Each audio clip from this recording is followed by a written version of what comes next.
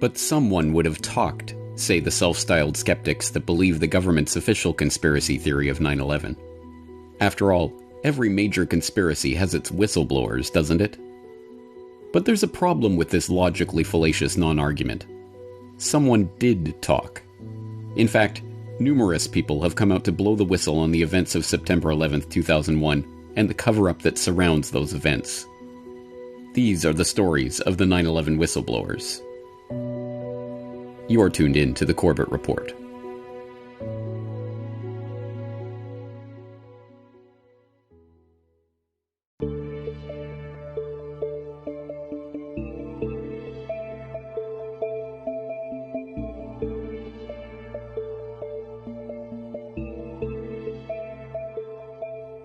In 2001, Kevin Ryan was the site manager at Environmental Health Laboratories, EHL, in South Bend, Indiana.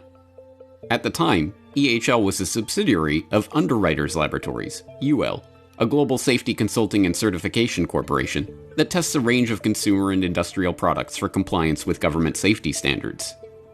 Among many other things, UL provides fire resistance ratings for structural steel components to ensure compliance with New York City building codes. Just weeks after the events of September 11, 2001, UL's then CEO, Loring Knobloch, visited Ryan's EHL lab in South Bend. During his speech there, Knobloch assured the lab's workers that UL had certified the steel in the World Trade Center buildings, and that we should all be proud that the buildings had stood for so long under such intense conditions. Knowing UL's role in producing a fire resistance directory and providing ratings for steel components, Ryan thought little of the statement at the time. But Ryan's curiosity about UL's role in the certification of the World Trade Center steel was piqued when, in 2003, he began to question the lies that the Bush administration had used to justify the invasion of Iraq, and, eventually, to question the official story of September 11th itself. Recalling Knobloch's comments about UL's role in certifying the Trade Center steel shortly after 9/11, Ryan began to take a professional interest in the official investigation into the Twin Towers' destruction. An investigation in which UL itself was to play a part. As Ryan began to learn more about the issues involved with the destruction of the towers and the ongoing investigation into that destruction, his concerns only grew. Why had the actual steel evidence of the tower's destruction been illegally removed and disposed of before a proper investigation could take place? Why did not one or two, but three modern steel frame buildings completely collapse due to fire on 9/11, given that such an event had never taken place before? Why did the towers fail at all when John Skilling, the structural engineer responsible for designing the towers, claimed in 1993, just 5 years before his death, that his own analysis of jet plane crashes and ensuing fires in the towers had concluded that the building's structure would still be there?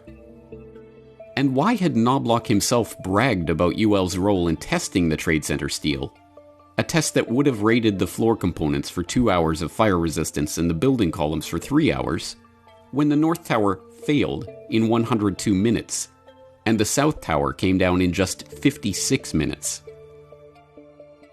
These concerns prompted Ryan, in October 2003, to write directly to Loring Knobloch, outlining his thoughts and asking what Knobloch was doing to protect our reputation. But if Ryan was expecting Knobloch to put his mind at ease about these issues, he was sorely disappointed. Instead, Knobloch, who included Tom Chapin, then the head of UL's Fire Resistance Division, in the email chain, wrote a response that only raised more questions than it answered. Knobloch copied Tom Chapin on his response to me because it was Tom's job as the leader of the Fire Resistance Division to really address these kinds of things. And interestingly, Tom Chapin had written an editorial letter to the editors of the New York Times in 2002, where he basically admitted again that UL's testing had been behind the fire resistance of the World Trade Center towers. And so I've written about that a little bit. But he was very clear that the World Trade Center stood for as long as it did because of UL's testing. And the problem, of course, with that is that the South Tower lasted for only 56 minutes after after it was hit. And the testing that was required by New York City code was 3 hours of fire resistance for the columns and 2 hours for the floor assemblies.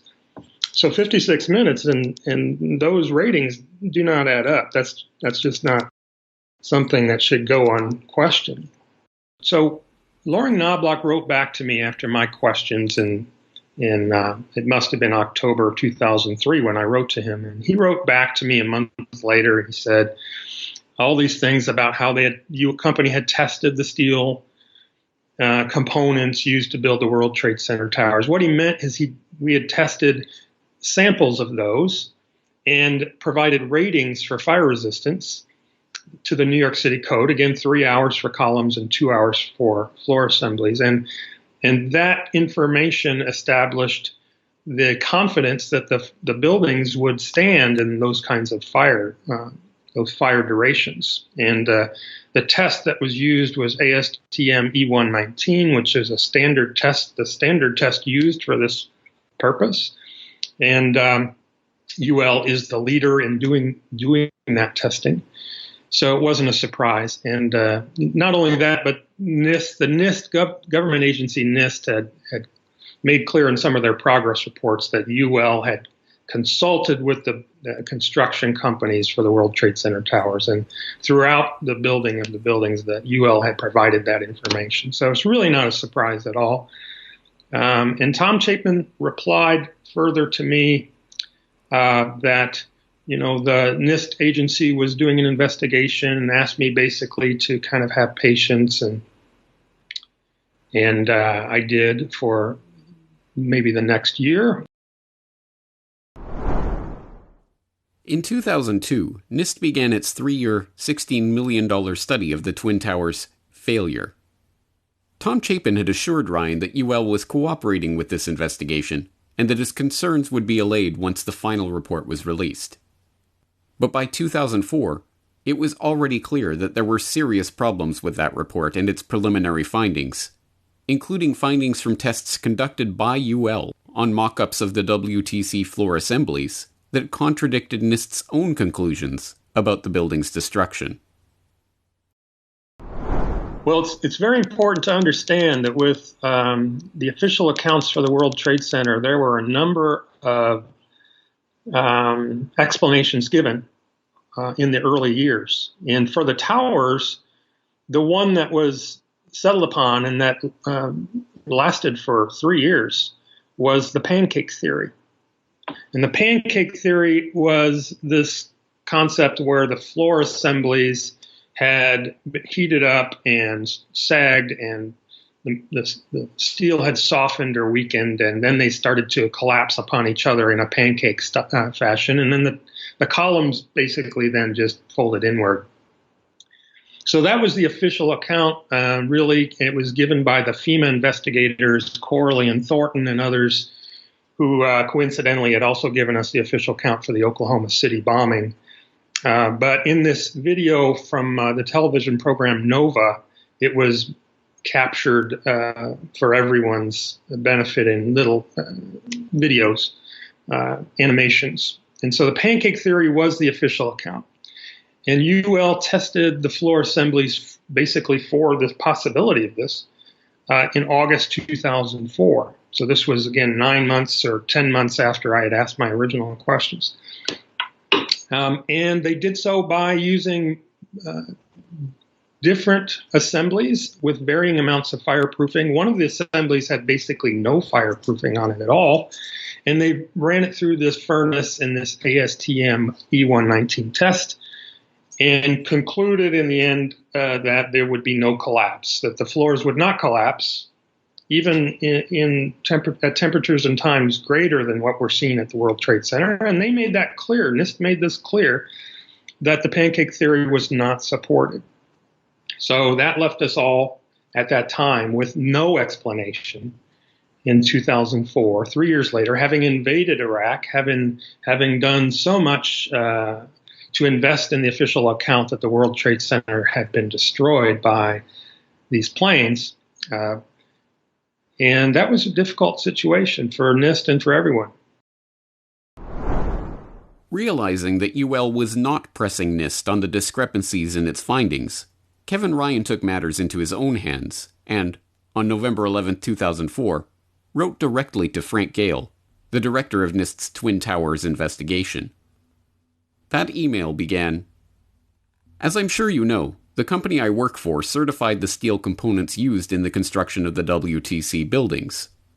In requesting information from both our CEO and fire protection business manager last year, I learned that they did not agree on the essential aspects of the story, except for one thing: that the samples we certified met all requirements. They suggested we all be patient and understand that UL was working with your team, and that tests would continue through this year. I'm aware of UL's attempts to help, including performing tests on models of the floor assemblies, but the results of these tests appear to indicate that the building should have easily withstood the thermal stress caused by pools of burning jet fuel." After pointing out the problems raised by NIST's own investigation, including the tests that disproved claims that the steel in the floor area simply melted, Ryan got to the heart of the matter. This story just does not add up. If steel from those buildings did soften or melt, I'm sure we can all agree that this was certainly not due to jet fuel fires of any kind, let alone the briefly burning fires in those towers. That fact should be of great concern to all Americans. Alternatively, the contention that this steel did fail at temperatures around 250 degrees Celsius suggests that the majority of deaths on 9/11 were due to a safety-related failure. That suggestion should be of great concern to my company. There is no question that the events of 9/11 are the emotional driving force behind the war on terror, and the issue of the WTC collapse is at the crux of the story of 9/11. My feeling is that your metallurgical tests are the crux of the crux of the crux. Either you can make sense of what really happened to those buildings and communicate this quickly, or we all face the same destruction and despair that come from global decisions based on disinformation and chatter. Predictably, if unfortunately, Gale never responded to the email. However, Ryan made the important decision to share the email and his concerns with the broader public. Frank did not respond. No. Actually, that letter was sent to him and then also copied to a couple of people who were trying to find more information, trying to find the truth about what happened on 9/11. And those two included David Griffin, who had just recently written a book, and Catherine Austin Fitz, the director of 911truth.org. Dr. Griffin asked me almost immediately if he could share it publicly. And, of course, with some hesitation, but knowing the importance and believing what I wrote, I told him it was okay. And overnight, there must have been tens of thousands of people reading this letter on the web, and people calling our offices in South Bend at UL constantly, and calling me at home constantly. So I think a lot of people were feeling the same. They were thinking the same thing, that clearly there was something wrong here, and the story was not explaining what we needed to know. So Dr. Gale did not respond. He's never responded. Maybe one day I will talk to him personally and find out what he thinks. But, these things are clear. In terms of job, it's not really just a career decision, although it is. It's a career decision. It's more of that. More than that, it's a decision about, what kind of world we want to live in. And at a time where that kind of decision is really important, because, the book 1984 was supposed to be a fiction, and it's evolving into reality. Ryan did not engage in these actions naively. He knew that allowing his concerns to go public would focus public attention on himself and on UL, and that such actions would have ramifications for his employment. But if he was bracing for those ramifications, he didn't have long to wait. His email to Frank Gale was sent on Thursday, November 11, 2004. It was published on the web the following day. Immediately, Ryan's phone was ringing off the hook, and UL was being contacted for comment. That weekend, the company reached out to him to let him know the consequences of his actions. The human resources folks called me that weekend and asked if I would contact the people on the web who had published it and asked that it be taken down. And I refused to do that and told them that I didn't think that was the right thing to do. And I think it was at that very point then they started making the plans to terminate me. So I had actually taken the next Monday off of work, and it was convenient, but it allowed me to kind of get my thoughts together. And then on Tuesday when I came in, which I believe was the 16th, the leaders from the Northbrook, Chicago office were there, and they had told me they would be. Please make sure you're there. You know, they brought a letter on UL letterhead and made it clear that they felt that I had practiced poor judgment in writing this letter and sending it to their client NIST. It had harmed their relationship with NIST, and thereby I was terminated. So so that was a tough spot for my family and I. But my wife has been supportive. She kind of knows the idealistic nature of her husband, I think, and she knew why it was important. And we've done fine. We've gotten by, gotten other jobs, and that's, I believe, people should recognize that that it's not the end of the world to lose your job. Sometimes it's a new beginning that is useful. Not for courting controversy, but merely for pointing out the glaring truth, Ryan was fired from his job. Like so many other whistleblowers in so many other stories, Ryan paid a price for doing what his conscience demanded. Also, like many other brave men and women who have been thrust into the position of blowing the whistle, Ryan has found a way to thrive despite the setbacks. Rather than keeping quiet and moving on with his life, Ryan has doubled down on his efforts, founding several action groups, editing the Journal of 9/11 Studies, writing articles and books on the subject of 9/11, volunteering on the board of directors of Architects and Engineers for 9/11 Truth, delivering lectures on the destruction of the World Trade Center, and continuing to raise public awareness of the problems with the official story of the founding event of the War on Terror. In the end, despite the high price he paid career-wise, Ryan feels that his decision to blow the whistle and call out the self-contradictions of the NIST investigation was worth it. After all, it is only when those who know the truth are unafraid to step up and speak it, regardless of the personal consequences, that we will ever hope to achieve true justice. What I've been able to benefit from is understanding a lot more about society, history, politics, being better at communicating myself.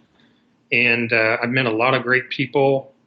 We've worked together to raise awareness and try to bring justice for 9/11. I've met and presented with 9/11 victims' family members. I've met 9/11 Commission leaders and other people who were very central to this story. I have so many great researchers, so many great people. So overall, it was definitely worth it for me. It's a personal decision, of course, and it has to be motivated by trying to do some good. If it's not motivated by trying to do some good, then you're doing the wrong thing.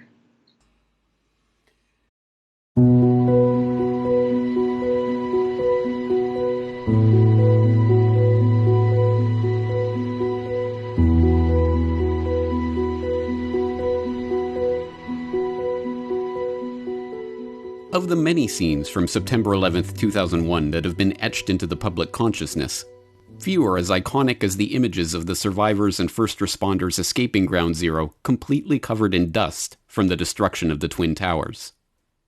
And of the many, many lies told by government officials in the days following the attacks, Few have been as blatant or as clearly documented as the lies about the safety of that dust propounded by the EPA and its administrator at the time, Christine Todd Whitman. You know asbestos was in there, is in those buildings, lead is in those buildings. There are the VOCs. However, the concentrations are such that they don't pose a health hazard. Well, if there's any good news out of all this, it's that everything we've tested for, which includes asbestos, lead, and VOCs, have been below any level of concern for the general public health. Obviously, for those who are down here, these are very important.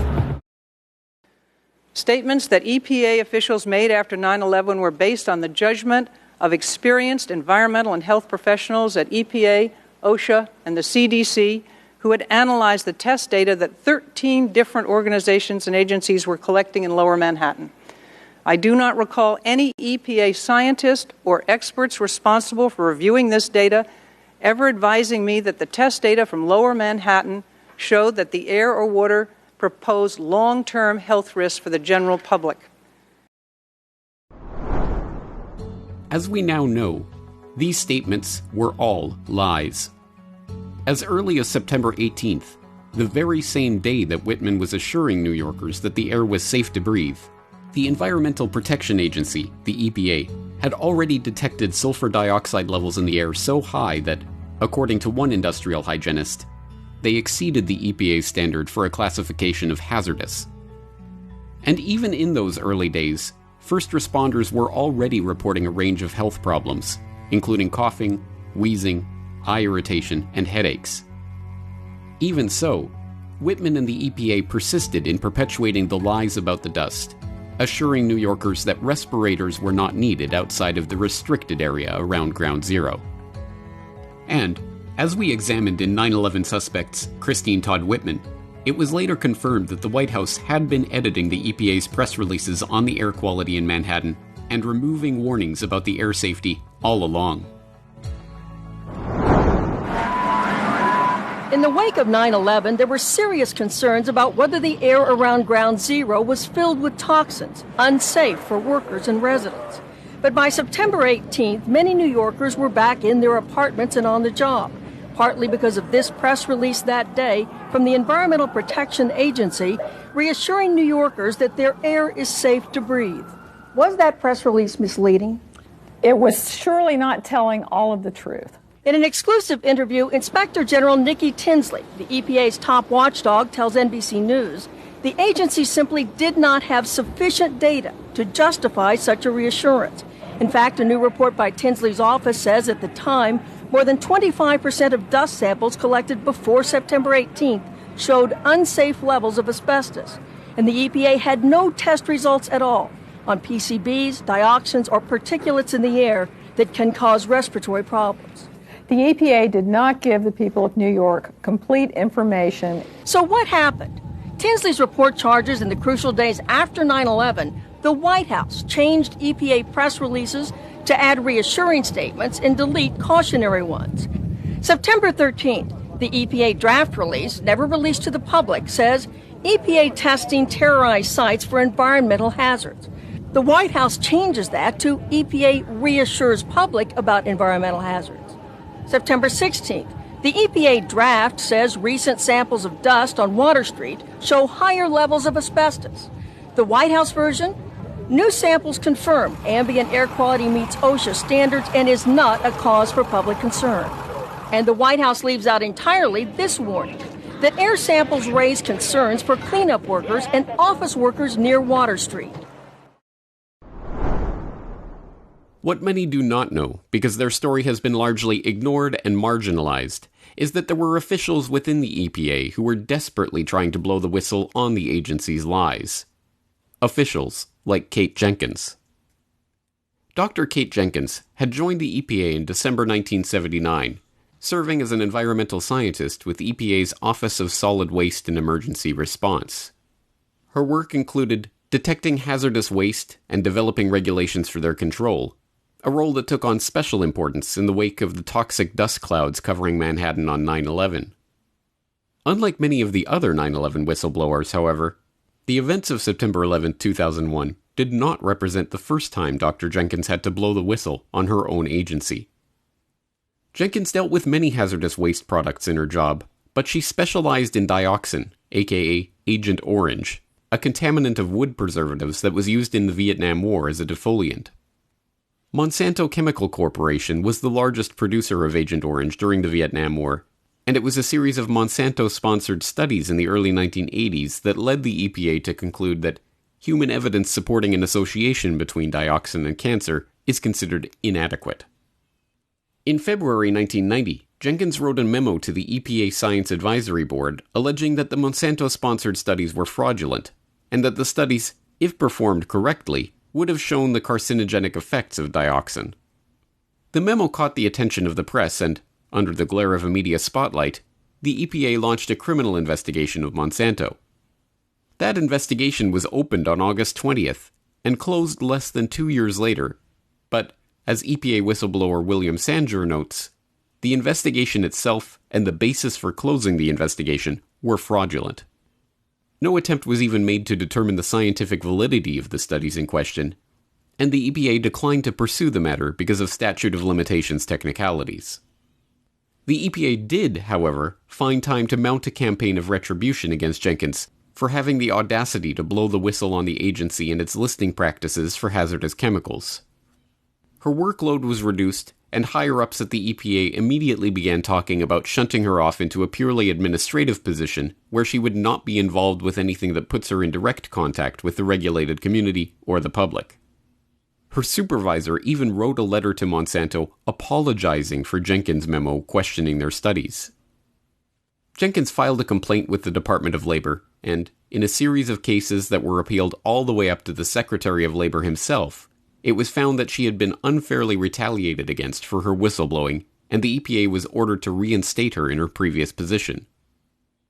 But as nightmarish as that years-long, potentially career-ending ordeal in whistleblowing was for Dr. Jenkins, it was nothing compared to the ordeal she would have to face after the day that changed everything.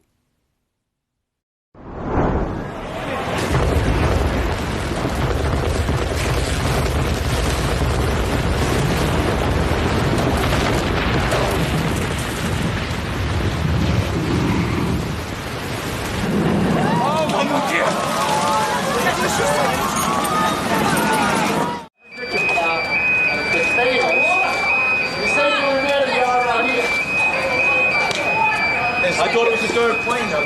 No, the whole top came off. The whole top came off. And then the smoke, all of a sudden I see the smoke follow. I was standing next to the lieutenant, and I couldn't. All of a sudden I couldn't see him. We were under the truck. The top came off.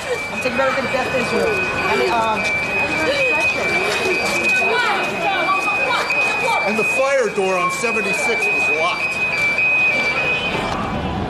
Get some water. Well, I don't have any. It's fucking... I'll get some water. Go under the fire truck. Right there's the closest fire truck has water right there. You have no water? You got water? If you can find any of Best Buys, I can get some water. There's a truck right there. Right there. Beginning shortly after the attack, and continuing for years afterward, Dr. Jenkins attempted to bring the EPA's faulty and fraudulent air quality testing practices to the attention of anyone who would listen. According to the Administrative Review Board of the U.S. Department of Labor, beginning in 2001, Jenkins made numerous disclosures and complaints alleging that the EPA engaged in improper laboratory testing, falsified a regulation governing exposure safety standards, and knowingly covered up the toxic properties of the dust emanating from the September 11, 2001 World Trade Center disaster. The improper testing and cover-up, Jenkins claimed, contributed to excessive and harmful toxic dust exposure of WTC first responders and others, sufficient to later cause respiratory and other serious and debilitating disease. Jenkins disseminated these disclosures and complaints to her supervisors and others at EPA, to the EPA Inspector General's office, members of Congress, and the Federal Bureau of Investigation, as well as to state officials, state-elected representatives, law firms representing WTC first responders, citizens, and the media. Her disclosures were posted on websites and repeatedly quoted in the press and television broadcasts and by members of Congress. One of these early memos, dated January 11, 2002, was written on EPA letterhead and addressed to affected parties and responsible officials.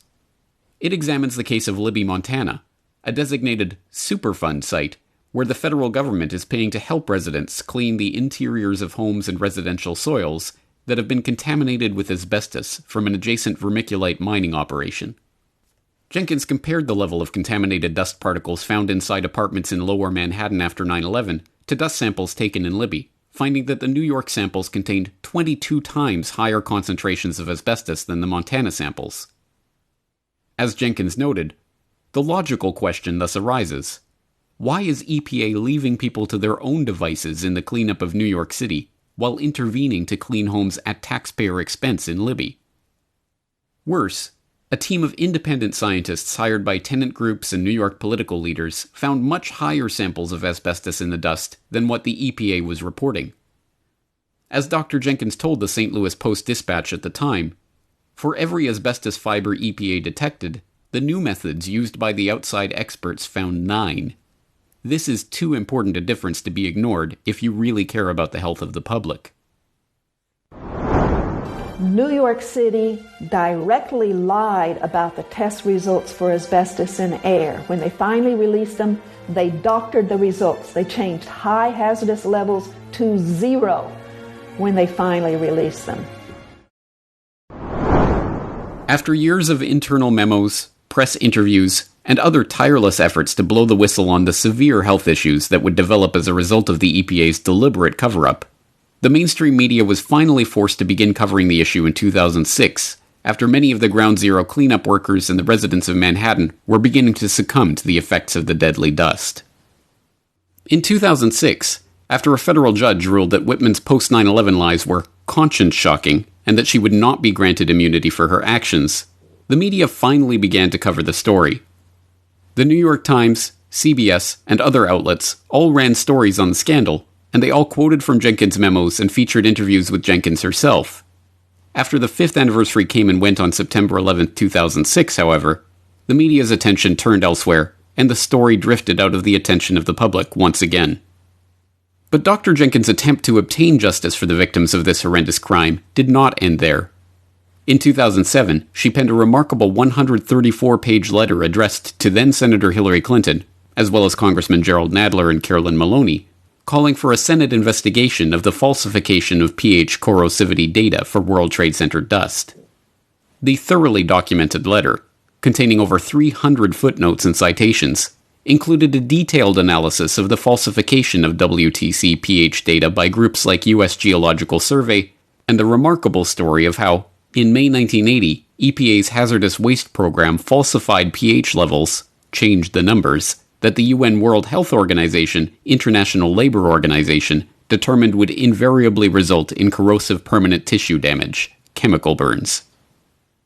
In a much shorter, though no less explosive, letter to the Federal Bureau of Investigation written at the same time, Jenkins also called for the FBI to open a criminal investigation into the EPA's cover-up. This was followed up with an additional letter to the FBI in 2008, where Jenkins went even further, alleging fraud in pH testing of WTC dust and providing documentation that the EPA lab had diluted WTC dust almost 600 times with water before testing it for corrosivity. Remarkably, despite her very public and very serious charges against the federal agency, and despite her past experience blowing the whistle on the EPA and subsequent years-long court battle to retain her position, Jenkins told Occupational Hazards magazine in 2002 that she did not fear losing her job over her comments. All EPA management has to do is say stop, and they haven't, she said, adding that as an EPA official, speaking out about lapses in the agency's WTC effort does not require courage, just plenty of hard work. Despite this belief, Dr. Jenkins was indeed fired from the EPA on December 30th, 2010. The firing followed a series of inane workplace incidents that resulted in suspensions and other retaliatory measures against Jenkins. The chain of events included Jenkins sending an email under the title, Op-Ed, Should EPA Institute a Workplace Fragrance Ban as part of its Endocrine Disruptor Initiative?, after an encounter with a heavily perfumed IT tech triggered an asthma attack in Jenkins, and her supervisor recommending that she be suspended as the email, which was only sent to other EPA staff, could have misled recipients as to whether it was an official EPA communication. Eventually, the supervisor claimed that the series of incidents culminated with Jenkins threatening him in a workplace incident that was witnessed by no one. As the Public Employees for Environmental Responsibility, who supported Jenkins in her ordeal with the agency, summarized, Dr. Kate Jenkins, a senior chemist with more than 3 decades of agency tenure, publicly charged that due to falsified EPA standards, first responders waded into dust so corrosive that it caused chemical burns deep within their respiratory systems. After raising the issue to the EPA Inspector General, Congress, and the FBI, Dr. Jenkins was isolated, harassed, and ultimately removed from her position on December 30th, 2010 by EPA, based upon an unwitnessed and contested claim that the soft-spoken petite childhood polio survivor threatened her 6-foot male supervisor.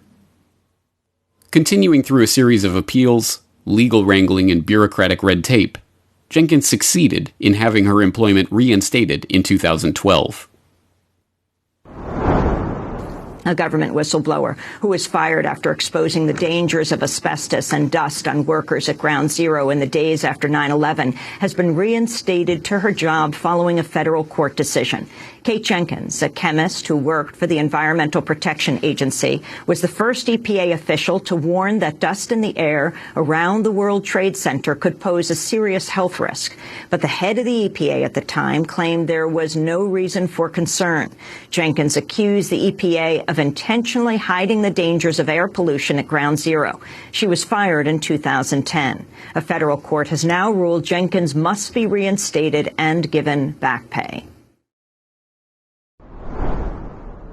Incredibly, even this was not the end of Jenkins' ordeal.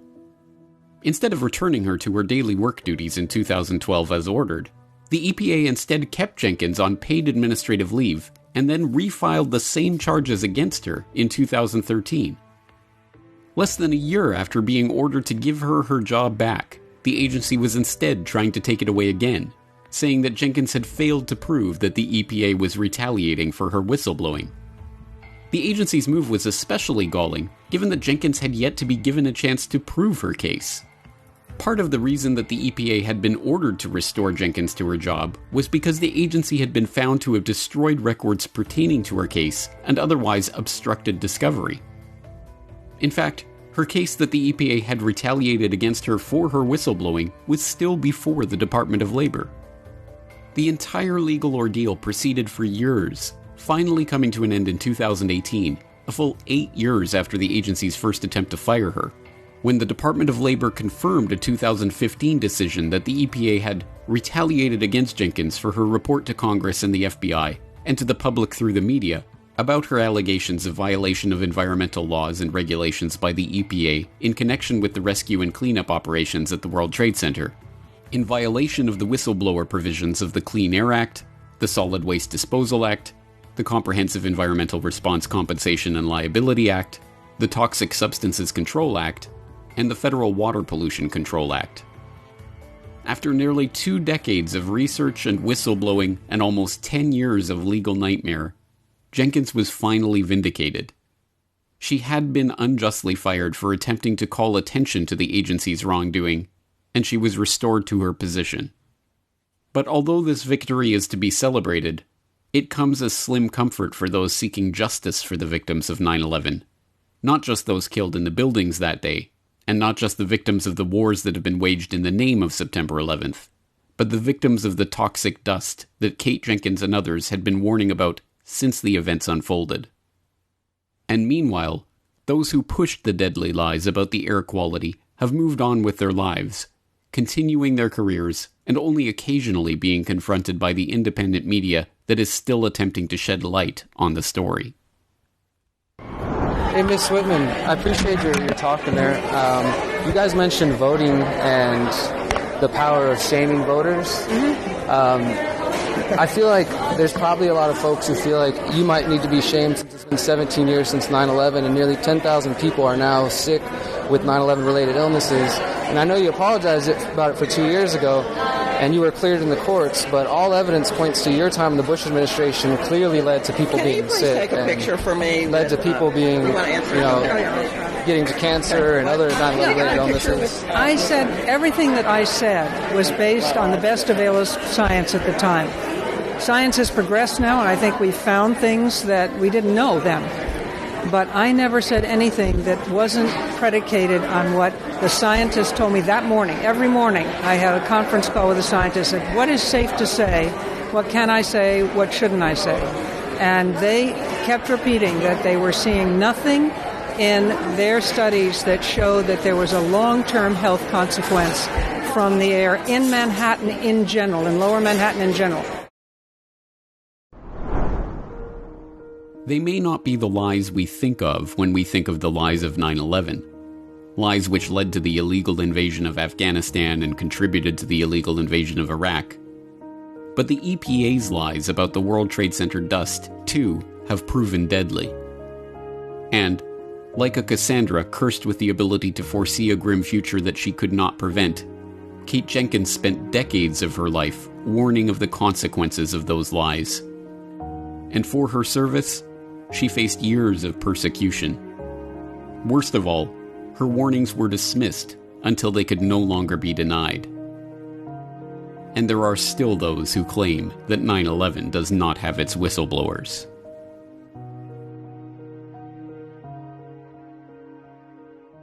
To say because a draft press release changes, that somehow that's nefarious manipulation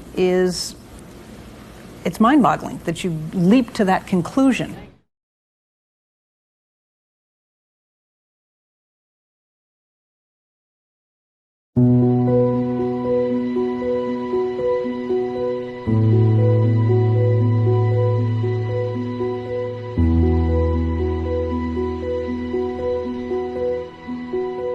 So now they're walking back toward the World Trade Center. And as we keep letting you hear the personal stories, the survivor stories of exactly what happened inside the World Trade Center when that first plane went in, and of course the collapses since then, we're going to bring more of those to you now. Barry Jennings, you were on the 8th floor. You work for the City Housing Department.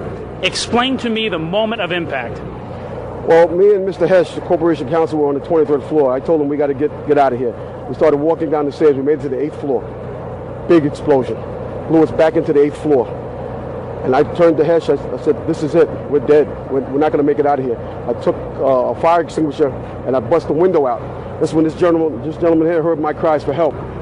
This gentleman right here, and he kept saying, stand by, somebody's coming to get you. They couldn't get to us for an hour because they couldn't find us. You thought that was it? I thought we're dead. I thought that was it. I started praying to Allah, I said, that's it, we're gone. In 2001, Barry Jennings was the Deputy Director of Emergency Services for the New York City Housing Authority. After the first plane hit the North Tower at 8:46 a.m. on the morning of 9/11, Jennings was called to the city's Office of Emergency Management in World Trade Center Building 7, along with Corporation Counsel Michael Hess, to help coordinate the emergency response. Entering Building 7 together before the strike on the South Tower at 9:03 a.m., Jennings and Hess were surprised to discover that the office had been abandoned. Receiving a phone call from his superior, Jennings was warned to leave the building immediately. Descending via the stairwell, Jennings and Hess reached the 6th floor before an explosion blew them back up to the 8th floor, trapping them inside the building. After hours of chaos and confusion, including the collapse of the Twin Towers and repeated attempts to draw the attention of first responders, the pair were finally rescued by firefighters. Hours later, World Trade Center Building 7, also known as the Salomon Brothers Building, collapsed at free-fall acceleration directly into the path of most resistance. After 7 years of investigation, the National Institute of Standards and Technology, NIST, determined that the building had not come down due to explosives or controlled demolition, as many alleged, or due to structural damage from the collapse of the Twin Towers, an explosion in the building's fuel oil systems, or any of the other suggestions that had been put forward and retracted by NIST over the course of its investigation. Instead, NIST spokesman Shyam Sunder insisted that the building had collapsed due to ordinary office fires. The collapse of World Trade Center 7 on 9/11 was a rare event. Our study has identified thermal expansion as a new phenomenon that can cause the collapse of a structure. For the first time, we have shown that fire can induce a progressive collapse. Jennings' remarkable story was captured by Jeff Rosen, reporting on the ground for WABC TV, just moments after he and Hess had been rescued from the building. But it wasn't until several years later that Dylan Avery and Jason Bermas, the creators of Loose Change, the first viral internet documentary, discovered the clip of that interview from the day of 9/11 and realized that Jennings' testimony was one of the few eyewitness accounts of one of the deepest mysteries of that day: the destruction of WTC-7. So while we were doing research for, obviously, our next cut of the film, Loose Change Final Cut, Loose Change Second Edition gave us a real opportunity to go around and do an investigation. And we had so much archived footage sent to us, because this was long before the days of the internet where you get something high quality on the spot. And Dylan found footage of Barry Jennings that had been unedited, that we had not seen, that really suggested that he was absolutely in Building 7.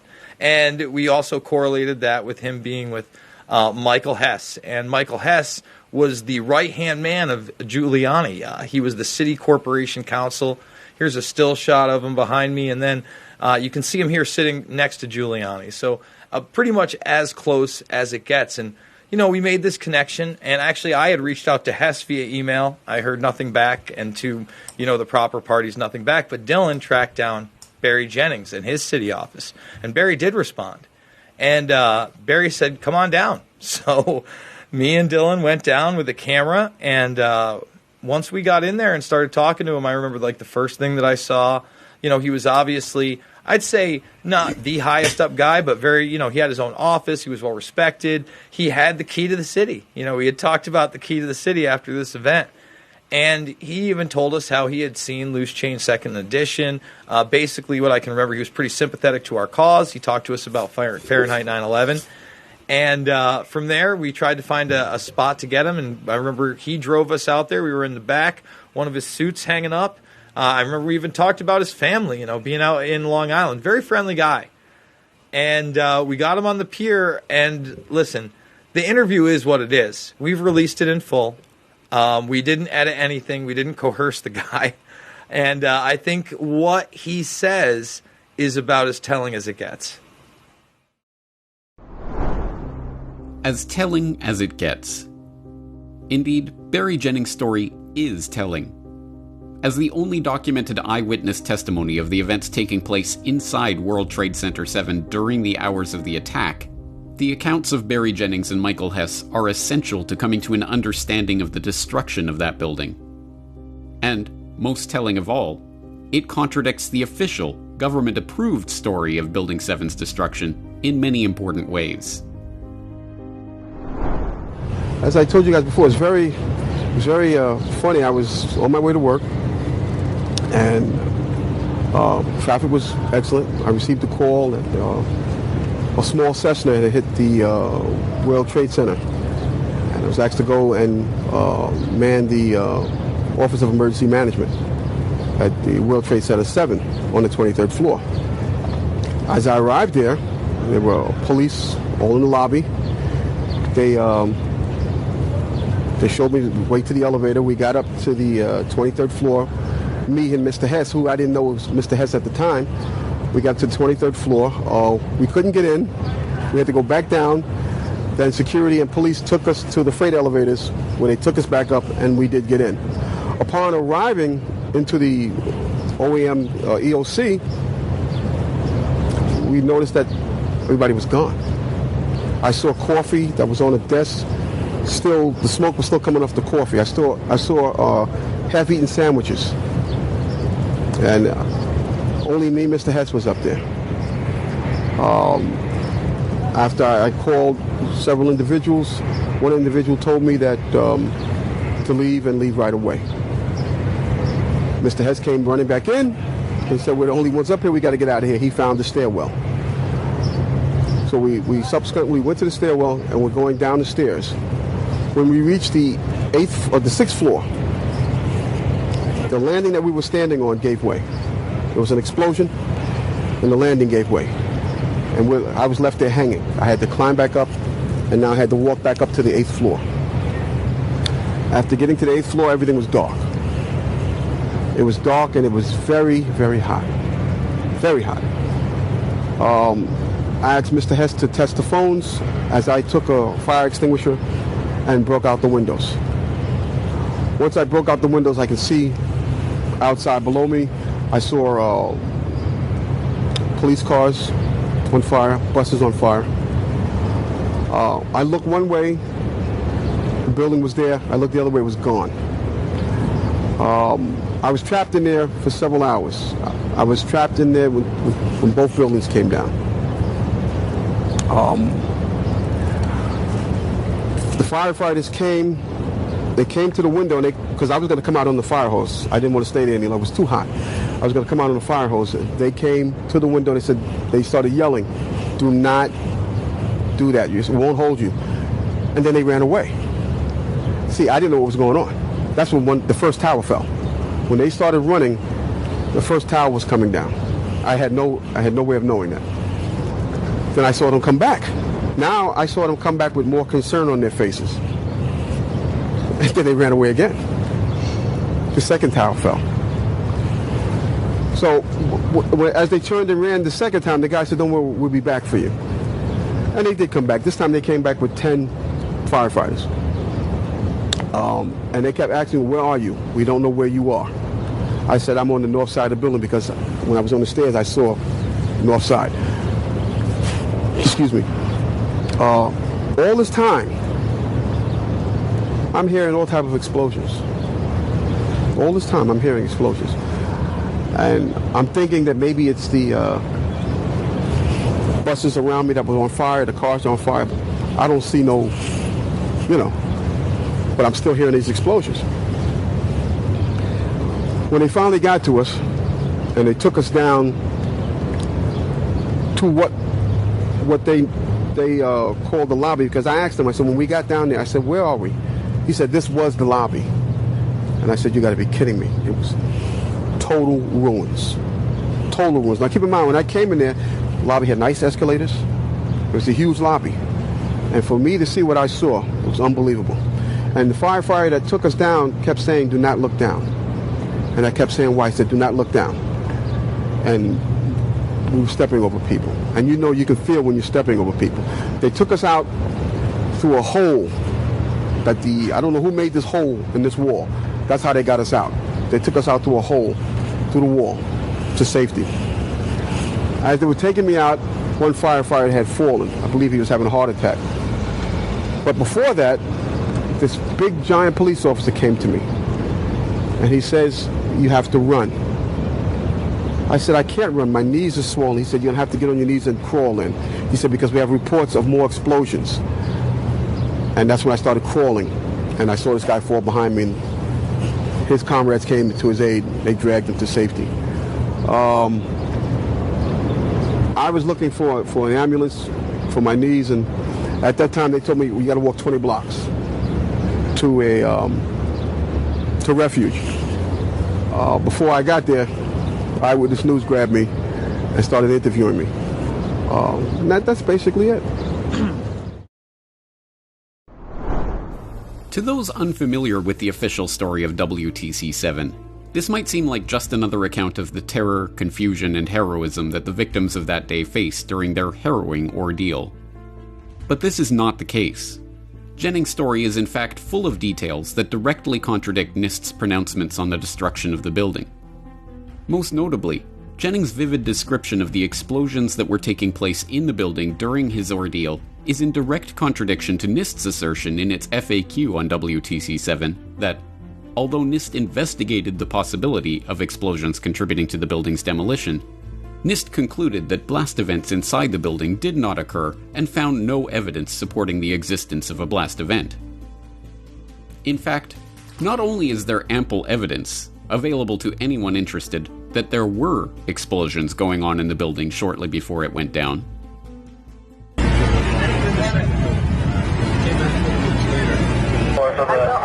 building were on fire, and we heard this sound that sounded like a clap of thunder. You want to call your mother or something? supposed to be right now. You gotta get back from here. You know that. You gotta get back.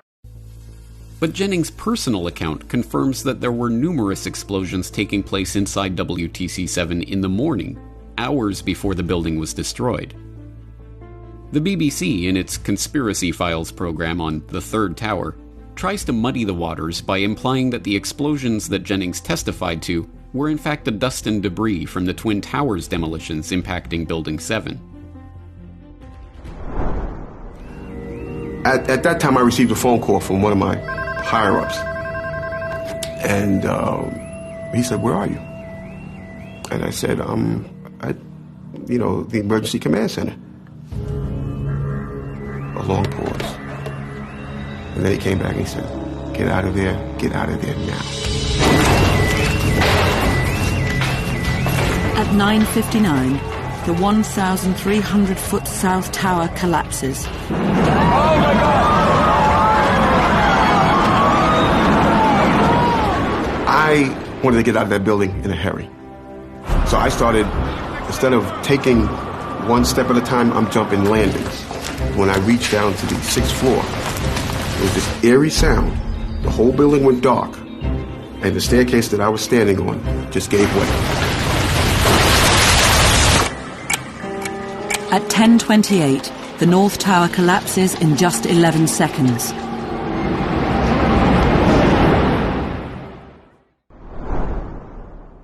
With their editing and narrative intrusions, the BBC makes it seem that the explosions that Jennings and Hess experienced were just remnants of the Twin Towers hitting WTC-7. But in his interview with Dylan Avery and Jason Burmis, Jennings was completely adamant that he could still see both towers standing after the explosions happened.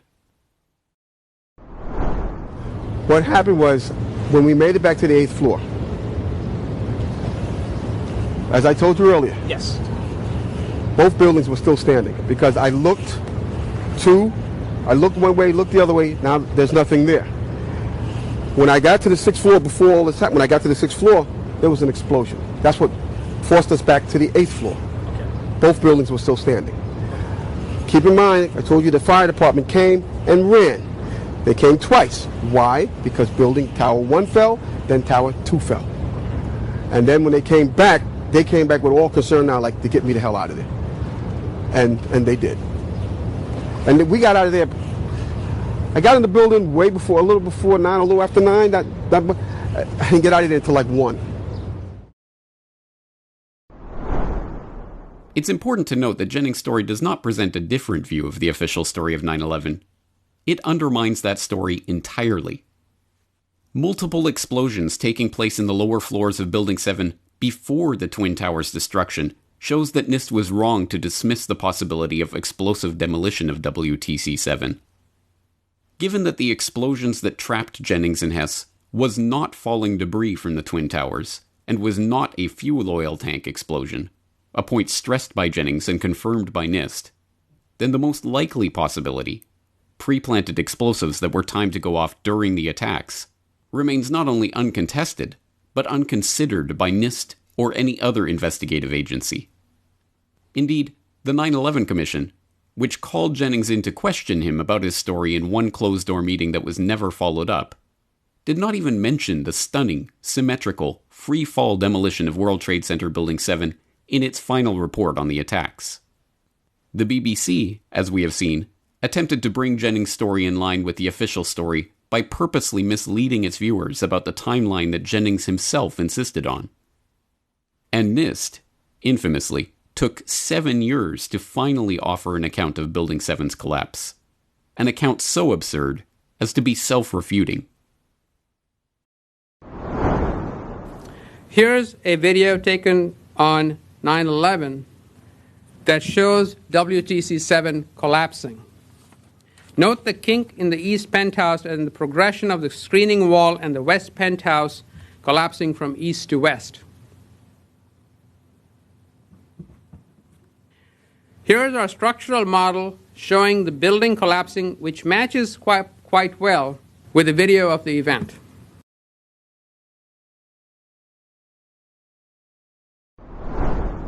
Most remarkable of all, and conveniently left out of the account of every so-called debunker of Jennings' testimony, is what Jennings himself felt about the destruction of Building 7.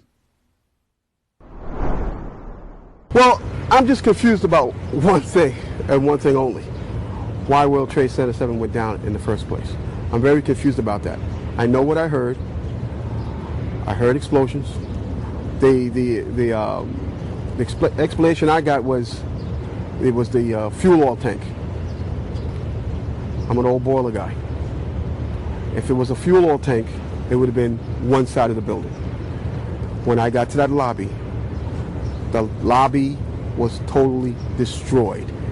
It looked like King Kong had came through it and stepped on it. And it was so destroyed I didn't know where I was.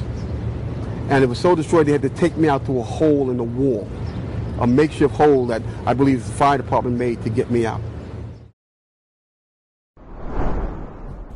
Given Barry Jennings' personal experience, what did he make of the BBC's attempts to alter the timeline of his story? How did he react to the official government viewpoint that no explosions took place in the building that day? What did he think of NIST's refusal to even examine the evidence of controlled demolition of WTC-7, or their own computer-generated model of how thermal expansion and regular office fires brought down a 47-story steel-framed office tower? Sadly, we will never know. When Dylan Avery and Jason Bermas released a small clip of their interview, Jennings' job was threatened, and he asked that the interview not be included in Loose Change Final Cut. The full interview was not released until after the BBC released their Third Tower documentary, in which Jennings claimed to be unhappy with how his testimony was portrayed by Avery and Bermas. No further interview or follow-up with Jennings about his comments or about the way the BBC portrayed his story was possible. In September 2008, just as NIST was presenting its final report concluding that WTC-7 had spontaneously collapsed from ordinary office fires, it was reported that Barry Jennings had passed away in hospital the month before. No further details of his death were offered. Dylan Avery, seeking to bring closure to Barry Jennings' life, answer questions about his death, and honor the bravery of a 9/11 survivor who spoke the truth even when it was unpopular, hired a private investigator to determine the circumstances of Jennings' death. In a remarkable and bizarre turn of events, however, after pursuing the case, the investigator referred the matter to the police, refunded his fee, and told Avery never to contact him again. To this day, no time or cause of death of Barry Jennings has ever been publicly announced or confirmed. Despite the sad and confused ending of this tale, there is still hope. Hope that the courage Jennings had in standing up and telling the truth, even though it was not what the government, NIST, or the promoters of the official 9/11 story wanted to hear, will not be wasted. Hope that, ultimately, the historical record and the truth itself will out. I think the strongest lesson to be learned about Barry Jennings is that the historical record is the historical record no matter how hard you try to spin it. For instance, now with these Dark Overlord documents leaking, there's litigation talking about the transformers being blown up in the bottom of the building. Okay, now if that had happened, we would have had a visual event much like what happened with the Con Edison transformer blowing, less than 6 months ago. It did not happen. And yet, on paper and litigation and in official documents, it does again and again. Well, it's a cover-up. The man stepped over bodies. We know that happened. He and Hess both talked about internal explosions. That building housed the CIA, the Secret Service, the SEC. I go on. It's unbelievable. And I really hope with this latest litigation, we finally get to the truth, no matter what. And I would hope that Barry would want the truth, no matter what he may have said in that BBC documentary, because I spent time with the man, I was in his back seat, and he sure as hell wanted the truth then. And so now, all these years later, those who are still seeking the truth are left in the same position as Barry Jennings himself was when he first talked to Dylan Avery and Jason Bermas. Looking at his own experience inside WTC-7 on 9/11, and the government's official explanation of those experiences, and realizing that the two do not add up. Jennings and the other 9/11 whistleblowers are those special few who can stand up and say that the Emperor is not wearing any clothes. Well, I'm just confused about one thing, and one thing only. Why World Trade Center 7 went down in the first place.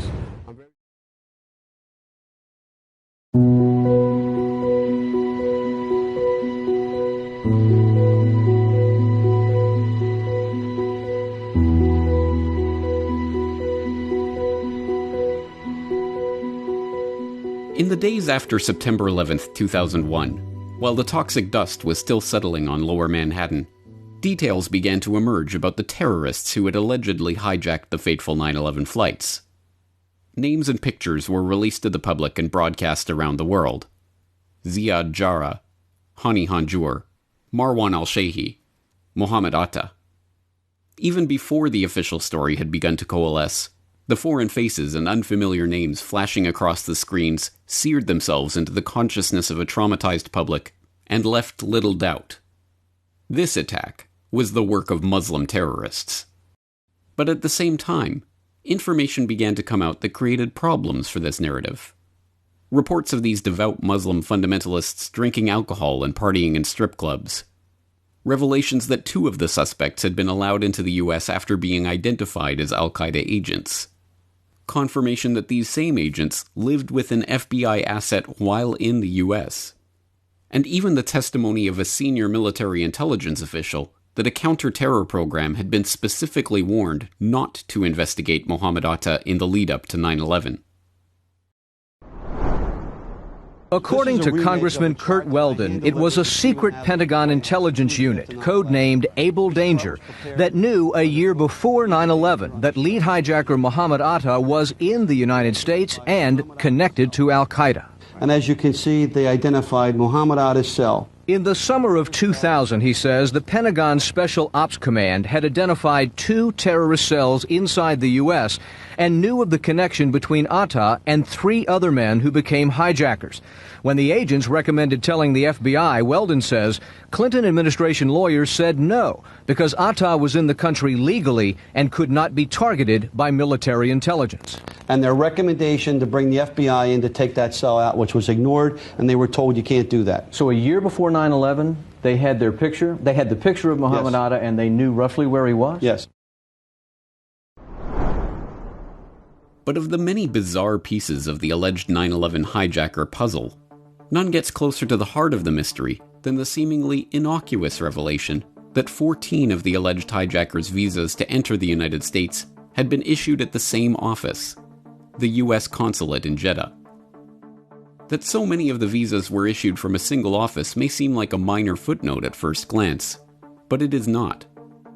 In fact, the Jeddah consulate is not just another U.S. consular office.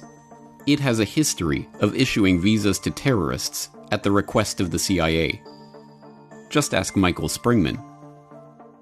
J. Michael Springman was a graduate of the Georgetown University School of Foreign Service who joined the Commerce Department's International Trade Administration, serving as an economic commercial officer in Stuttgart from 1977 to 1980, and as a commercial attaché in New Delhi from 1980 to 1982. In 1987, having passed the Foreign Service exam and gone through an orientation program, Springman was assigned to the Jeddah consulate in Saudi Arabia. Whatever he was expecting to find awaiting him in his new office, it's safe to say that it didn't take long for Springman to find that the reality was going to be very different. As he writes in his exposé of his time at the Jeddah consulate, Visas for Al-Qaeda, CIA handouts that rocked the world, the Kingdom of Saudi Arabia was a mysterious and exotic place, but it was nowhere near as exotic and mysterious as the American Consulate General on Palestine Road. Well, when I got to Saudi Arabia, I began hearing all kinds of strange things about the problems my predecessor had made for me. I had heard this, in fact, from Walter Cutler, the American ambassador, just before I left. He spent 45 minutes telling me about all the problems that my predecessor, Greta Holtz, had created. And I thought, well, geez, she's going to make my career for me. And I get to Jeddah, and I'm being requested, it's your decision, of course, Mike, but we have this problem here with this visa, and we have an especially good contact, and we'd like to have the person get a visa to come to the United States. Can you do it? And I'd interview them, and I'd give them the visa. And after a while, these people began to be really strange characters that had no ties either to Saudi Arabia or to their own country, and I would refuse them. And I would get a rocket from the Consul General, J. Freres, who's dead now, about why didn't you issue the visa? This guy is a good contact. And I said, well, he couldn't prove he had any ties either to Saudi Arabia or to his own country that was strong enough to make him return from the United States to Saudi Arabia or to his own country. And there's no set list of contacts and connections, but it's things like having a job, having businesses, having property, having family, something that would prevent you from staying in the United States and disappearing into the woodwork. And it got to the point where it was either issue the visa, you're not going to work for the State Department anymore. And as time went by, I found out that of some 20 Americans, there were only 3, including myself, that I knew for a certainty to work for the Department of State. The rest worked for the CIA or the National Security Agency.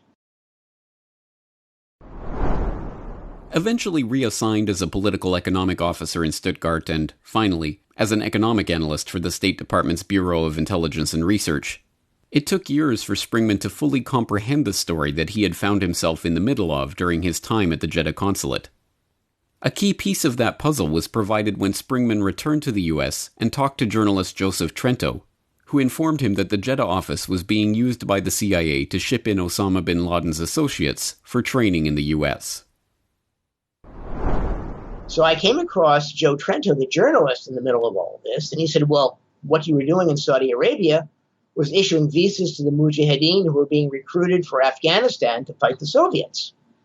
And then the penny dropped, and my eyes were opened, and I said, yeah, that explains why they got so ferocious when I said no to these visas, and why they stonewalled me when I tried to find out what was going on. I would talk informally to people. I talked formally to the Bureau of Consular Affairs when I was in Washington on the advice of the Council for Consular Affairs in Riyadh. And then I talked to the Congressional Committee on Foreign Affairs in the House of Representatives. I talked to the Government Accountability Office, which is a watchdog for Congress on the executive branch, and got nowhere. People just didn't want to talk to me.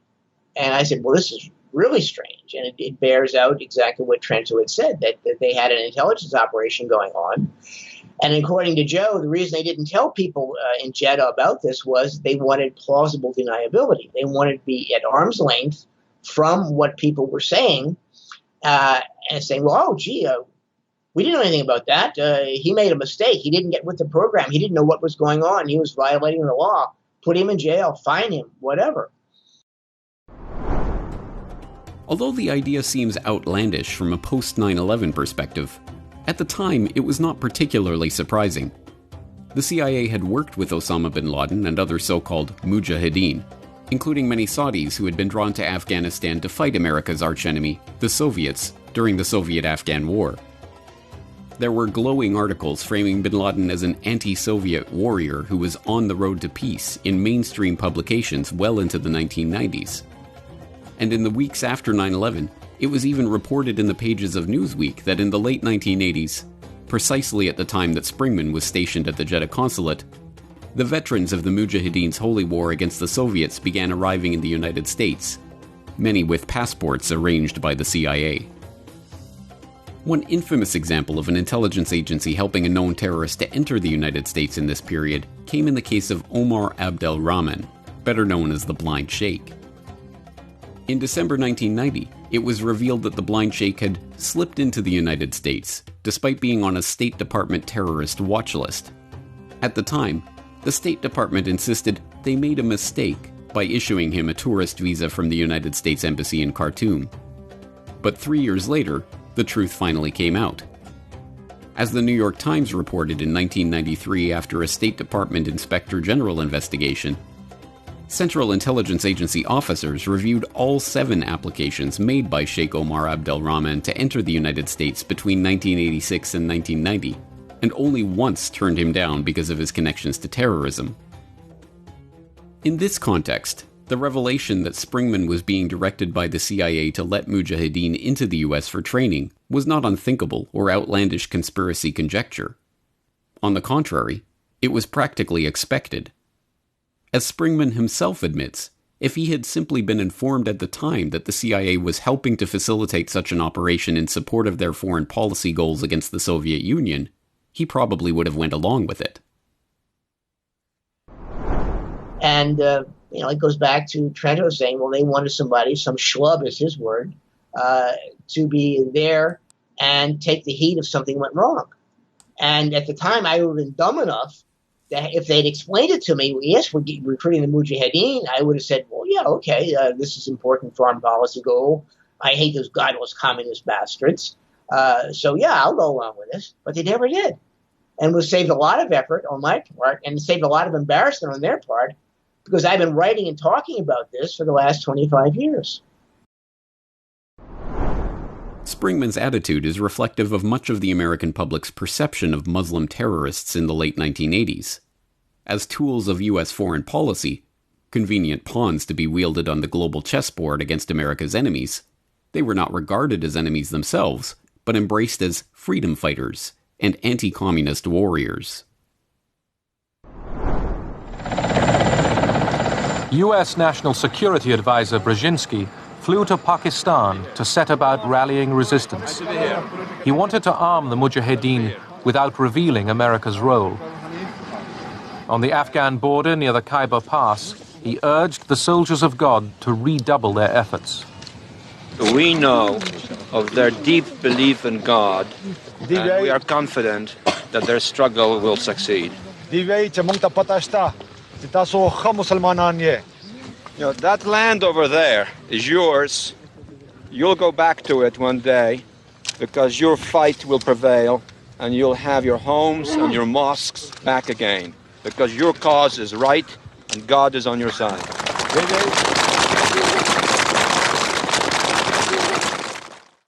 The goal of the United States remains a genuinely independent Afghanistan, free from external interference. An Afghanistan whose people choose the type of government they wish. An Afghanistan to which the 4 million refugees from Soviet aggression may return in safety and, yes, in honor. On behalf of the American people, I salute Chairman Khalis, his delegation, and the people of Afghanistan themselves. You are a nation of heroes. God bless you.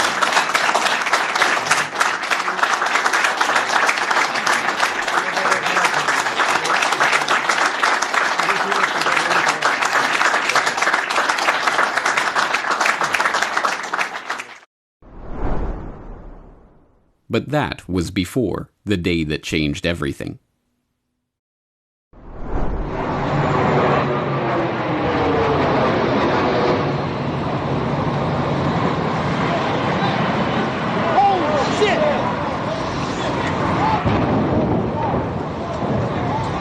So you have no idea right now? There's another one. Another plane just hit. Right. Oh, my God. Another plane has just hit. It hit another building. Yeah, I don't want to alarm anybody right now, but apparently there was an explosion of some kind here at the Pentagon.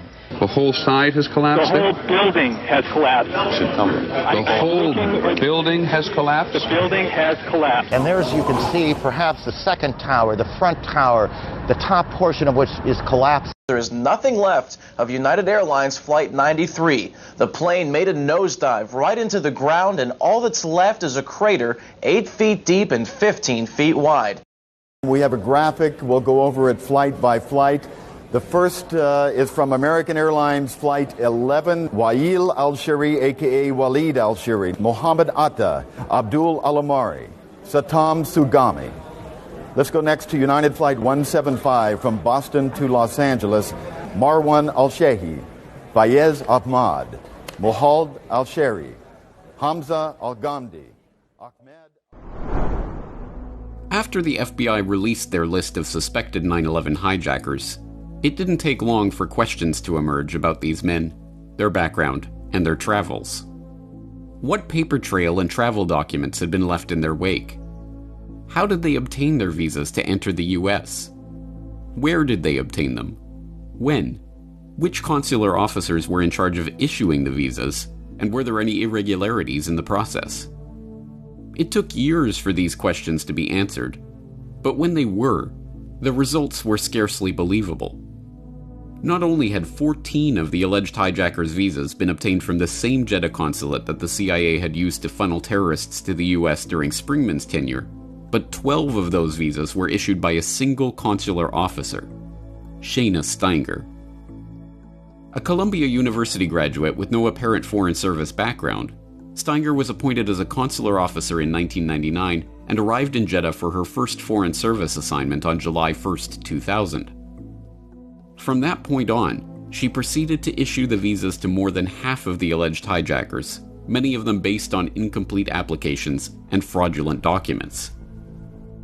Saeed Al-Ghamdi received 2 visas, one in September 2000 and the other in June 2001.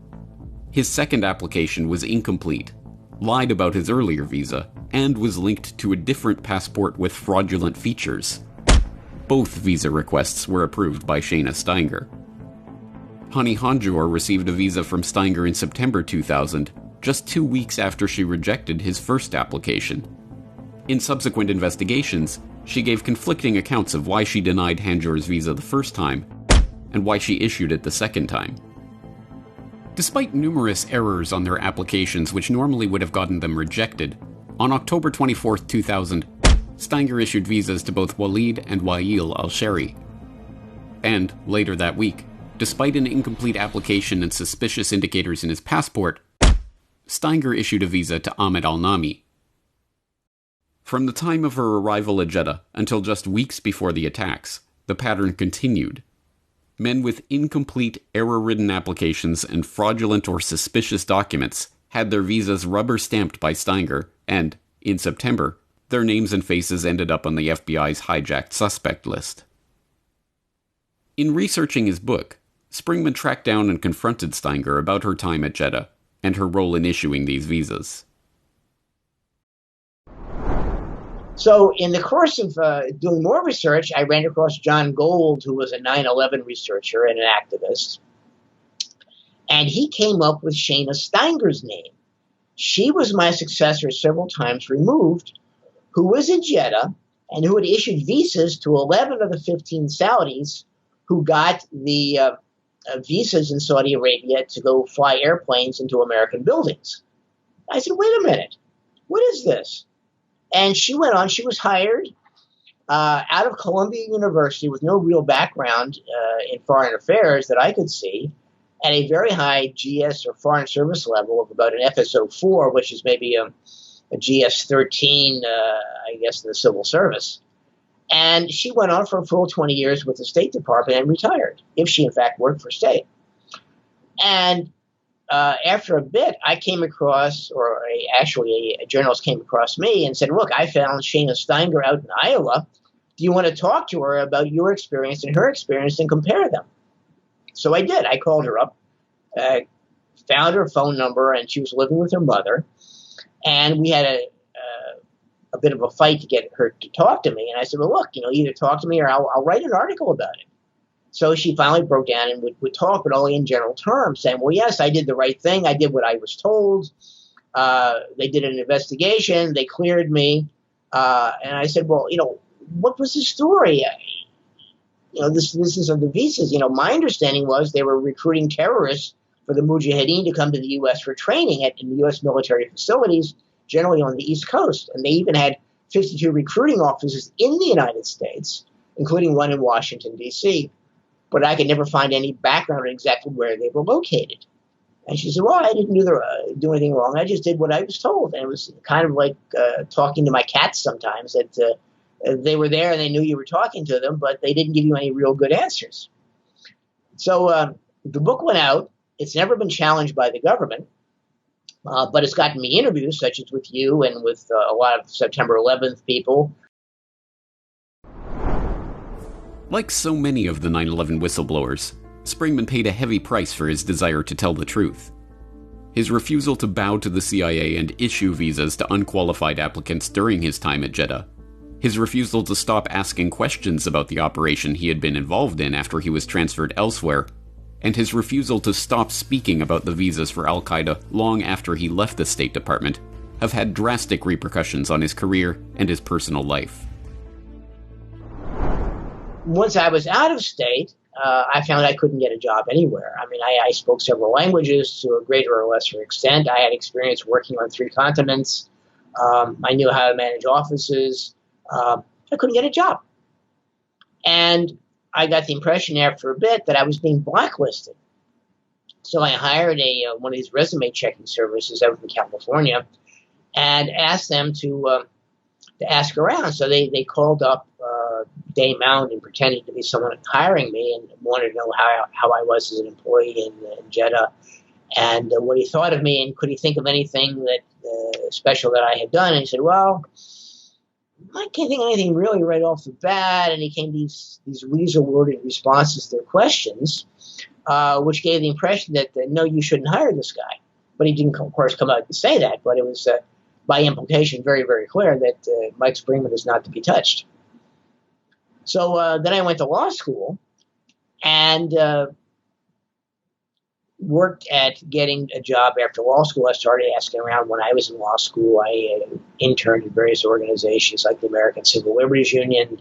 I talked to various national security organizations and found out that I couldn't get a job again to save my soul.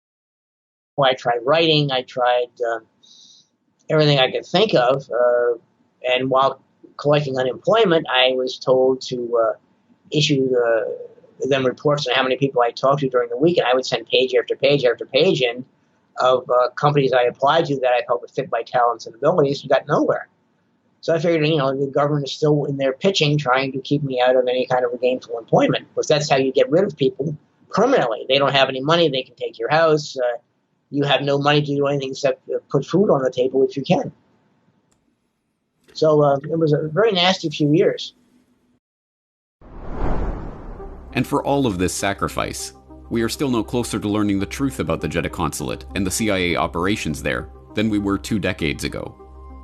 That 14 of the 19 alleged hijackers received their visas from the same office, 12 from the same consular officer, is just the start of a deep and largely unexplored rabbit hole that brings not just the travel patterns or the intelligence connections, but the very identity of those suspects into question. Biographical details and pictures of 2 separate Ziad Jarrahs have been released to the public, and in fact multiple photographs of a number of the alleged hijackers appear to be pictures of entirely different people. A Walid al-Shari appeared alive and well in Morocco after 9/11, to protest the use of his name and photograph in stories about the supposed hijackers, and he was joined by an Abdul Rahman al-Omari in Jeddah, who the FBI were forced to apologize to for falsely naming as a suspect.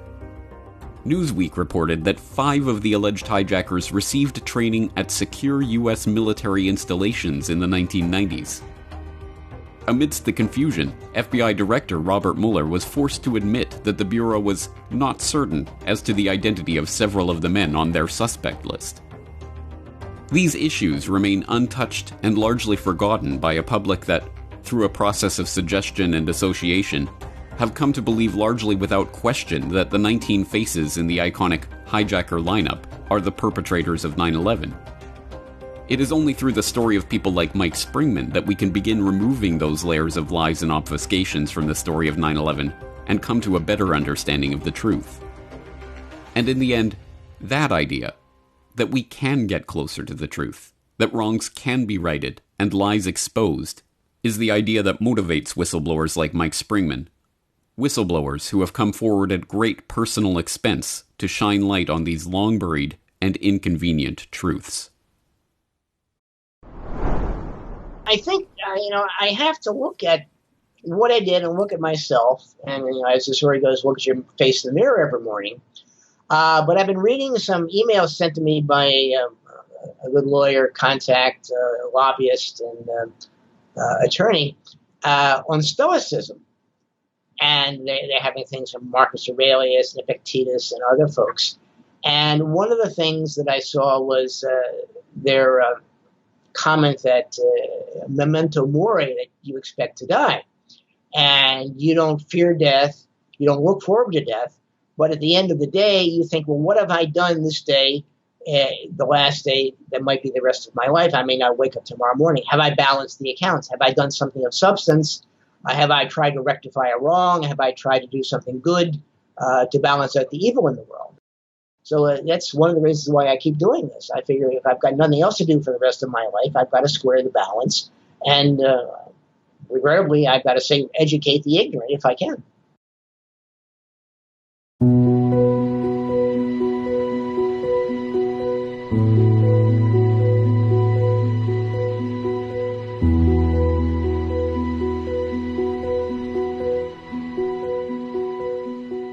When people talk of the bravery exhibited by ordinary men and women during the traumatic hours of the 9/11 attacks, they are talking about people like William Rodriguez. Indeed, of the many stories of selflessness and courage to have emerged from that fateful day, it would be difficult to find one more heroic than that of William Rodriguez, dubbed the last man out because, as a janitor holding a master key to the building, he risked his life till the very moment of the tower's destruction, helping those trapped inside the towers to escape. William Rodriguez was working as a janitor at the World Trade Center when the towers were attacked. Using a master key, he ran to open as many doors as he could before exiting and becoming buried alive. So they started looking under the rubble, and once I got pulled from under the rubble, hours after, I was in shock. Why? Because I couldn't find any of those buildings. Rodriguez had one of only 5 master keys to unlock the doors in the middle stairwell and lead firefighters up floor by floor. I went and picked up the man on the wheelchair and I started going down. The building started to oscillate so hard. He saved several lives that day. Then suddenly Rodriguez heard a terrible rumbling like the sound of an earthquake. I saw it was a total disaster, and all I hear is run, run, run. Like so many others, Rodriguez ran from the cloud of debris and dove under a fire truck. We went up by the stairs with the Port Authority police to start rescuing people. A lot of people were coming out, but there was a lot of people that stayed there. We brought a lot of people on wheelchairs and a lot of people on gurneys, all people that couldn't make it because there was no elevator service. The elevator went out. The World Trade Center towers were built as a Class A building. That means that in the case of a fire, every third floor in both towers is closed to prevent a backdraft. It is the reason that Rodriguez's master key was so crucial to getting people out. It was hard. The amount of heat that was generated because of the fire was coming down. The smoke, it was an acrid smoke because you could feel it on your throat. He saw firefighters carrying 100 pounds worth of equipment on their backs, waiting for a freight elevator that would never come. That elevator was demolished, so Rodriguez led them up another way, using a back pathway that only he knew. After the sky lobby collapsed, he finally listened to police who told him to get out. He was not prepared for what he was about to see. When I look around, I find all the bodies of the people that jumped out of the building. They came out of the building and say, I saved myself. And a piece of debris came in and killed them. As one of the heroes of that day, a man whose story encapsulates all the tragedy and drama of 9/11, William Rodriguez is no stranger to the glare of the media spotlight. Not only has he been interviewed for dozens of news programs and reports on the events of September 11, 2001, and been featured as a spokesman for the survivors at multiple events and on many reports, he has also been awarded for his courage that day, and even invited to a White House dinner where he was honored by President Bush for his bravery. But carefully curated from most mainstream reports on Rodriguez's remarkable story is an equally remarkable fact. This 9/11 hero is in fact a 9/11 whistleblower, someone who has contradicted the official story of the September 11th attacks from day one. According to Rodriguez, the first explosion that he felt that day was not the impact of the plane nearly 100 stories above him, but an explosion below him from one of the sub-basement levels. That morning, I was supposed to be there at 8 o'clock in the morning every day. I called my supervisor because I was not going to work. I was going to take a sick day. Made it there at 8:30 in the morning. Go straight to the lobby, down to the basement. The building has 6 sub-levels of basement, B1, B2, all the way down to B6. Basement 6, basement 5, all the way up to basement 1 were all Port Authority areas. Some of them have parking for tenants, some of them have storage. B1 office, B1 level, is where they have the support office for my company, the cleaning company, American Building Maintenance. So I was talking to the supervisor, and at 8:46 we hear boom! An explosion so hard that pushes upwards in the air, upwards. And it came out from below us, from the mechanical room that was right below us. And it was so loud and so powerful that all the walls cracked, the false ceiling fell on top of us, the sprinkler system got activated, and everybody started screaming so loud because they didn't know what was going on. And the first thing I'm going to say is that a generator just blew up on the B2 level, the level below me. And everybody's screaming. And when I'm going to verbalize it, 6 to 7 seconds after, we hear, "Bah!" The impact all the way on the top of the building of the plane. 2 different events separated by almost 7 seconds, separated by time.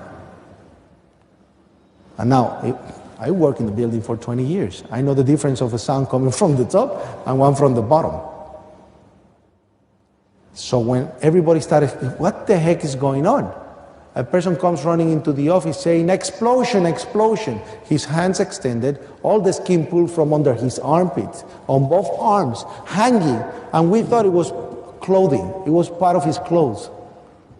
Until he gets closer, he was coming like this, like a zombie. Explosion, explosion. And when I looked at him, I realized it was his skin, like when you take off a glove and you let it hanging.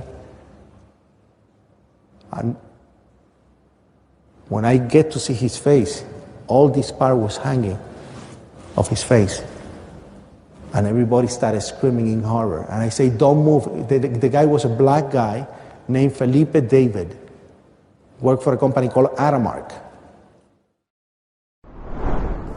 Rodriguez's story provides startling and credible eyewitness testimony that undermines the official myth that there were no explosives in the Twin Towers that morning. Rodriguez is insistent on a number of points. That there was a loud and distinct noise at 8:46 a.m., that it came from beneath them in the sub-basement level and blew them upwards, and that it notably preceded the sound of the plane impact above them. This has led Rodriguez to conclude that there was an explosion in the sub-basement before the plane impacted the North Tower, something which the 9/11 Commission and other official government investigations into the attacks denies. And, importantly, Rodriguez has been telling this same story, including the same detail about Felipe David, since the day of 9/11 itself. William Rodriguez is a maintenance worker at the Trade Center, I believe. In any case, he's on the phone with us now. Mr. Rodriguez, can you hear me? Yes, I can hear you clearly. Tell me where you were when, well, which of the 2 buildings were you in? I work on the building 1, the one that got hit the first time. Tell me what happened. I was on the basement, which is a support floor for the maintenance company, and we hear like a big rumble. Not like an impact, like a rumble, like something like moving furniture on a massive way. And all of a sudden we hear another rumble, and a guy comes running into our office, and all his skin was off his body. All his skin, we went crazy. We started screaming. We told him to get out. We took everybody out of the office outside to the loading dock area, and then I went back in. And when I went back in, I saw people, I heard people that were stuck on an elevator, on a freight elevator, because all the elevators went down. And water was going in, and they were probably getting drowned. And we get a couple of pipes and opened the elevator, and we got the people out. If it were only William Rodriguez who heard, saw, and experienced explosions inside the Twin Towers that morning, then such testimony would be easy enough to rationalize away. Maybe Rodriguez had become confused in the chaos of that morning. Maybe he had interpreted the sound and explosion incorrectly. Maybe he was lying to gain attention. But William Rodriguez is not the only person who heard, saw, and experienced explosions inside the Twin Towers that morning. In fact, hundreds of people, including office workers, police, firefighters, and others, have reported explosions all throughout the morning, from before the moment of plane impact all the way up to the explosive demolition of the towers themselves. What was it like? What was it like? Horrible. It's like hell. You don't want to know. The whole building just collapsed on us inside the lobby. Was that a secondary explosion? Yes, it was. That was the planet probably? Yeah, definitely a secondary explosion. Because we was inside waiting to go upstairs. And on the way upstairs, the whole fucking plane blew. And we just collapsed on everybody inside the lobby. Similar to the first tower coming down, secondary? I don't know about the first one, but I know the second one, it was terrible. Then there was a third one, too, after that one. Third explosion after that? That's right. Everybody was inside the building, waiting to go upstairs, and they just let loose. Everything just let loose inside the building. So what you told me is that there was a plane or whatever hit the building, then a secondary explosion. It was like 3 explosions after that. We came in after the fire. We came when the fire was going on already. We was in the staging area inside the building, waiting to go upstairs. And it exploded. The whole lobby collapsed on the lobby inside. And you were working there? Yes, I was right there. I was down in the basement, came down, all of a sudden the elevator blew up, smoke. I dragged the guy out, his skin was hanging off, and I dragged him out, and I helped him out to the ambulance. Arthur Del Bianco is one of the lucky few, able to tell a tale of survival from a hospital bed. All of a sudden, it was like bang, bang, bang, bang, bang, like bullet shots. And then all of a sudden, 3 tremendous explosions. And everything started coming down. I think a bomb went off in the lobby first, then a plane hit the building. But then another plane hit the other building. But when I was coming through the doors on the other side of the Trade Center, either they blew the lobby up or something, because it blew the glass out of the doors and knocked us all down, and I got smoke and everything on me. We made it outside. We made it about a block. We made it at least 2 blocks, and we started running. Floor by floor, it started popping out. It was if they had detonated. They were planned to take down a building. Boom, boom, boom, boom, boom, boom, boom. All the way down. I was watching it and running. These stories, collected haphazardly by reporters at the scene that day, paint a very different picture of 9/11 than that portrayed by NIST and the 9/11 Commission. Rather than a progressive collapse due to fire and burning jet fuel, these stories suggest that what was happening inside the Twin Towers that morning was in fact a series of explosive events. Explosive events that were powerful enough to cause internal collapses within the building well below the point of the plane impacts and fires, and even, according to multiple witnesses, events that preceded the impact of the plane. But is there more systematic and rigorously collected evidence of these explosions? Is there a repository of such testimony that would confirm what Rodriguez and many others have affirmed since the day of 9/11 itself? Namely, that there were explosions taking place inside the buildings that morning. In fact, there is such a repository. In the wake of 9/11, New York Fire Commissioner Thomas Von Essen ordered the collection of oral testimony from firefighters, paramedics, and emergency medical technicians who responded to the attacks that morning. That collection, amounting to more than 12,000 pages of testimony from 503 people, was then promptly sealed. It took a lawsuit and 4 years of court battle for the collection to be finally released to the public. One of the researchers who spent time poring over that testimony was Graeme McQueen, a retired associate professor at McMaster University and the former director of that university's Peace Studies Center. What he found in that repository of oral history, and presented in a scholarly article for the Journal of 9/11 Studies, was an unmistakable pattern.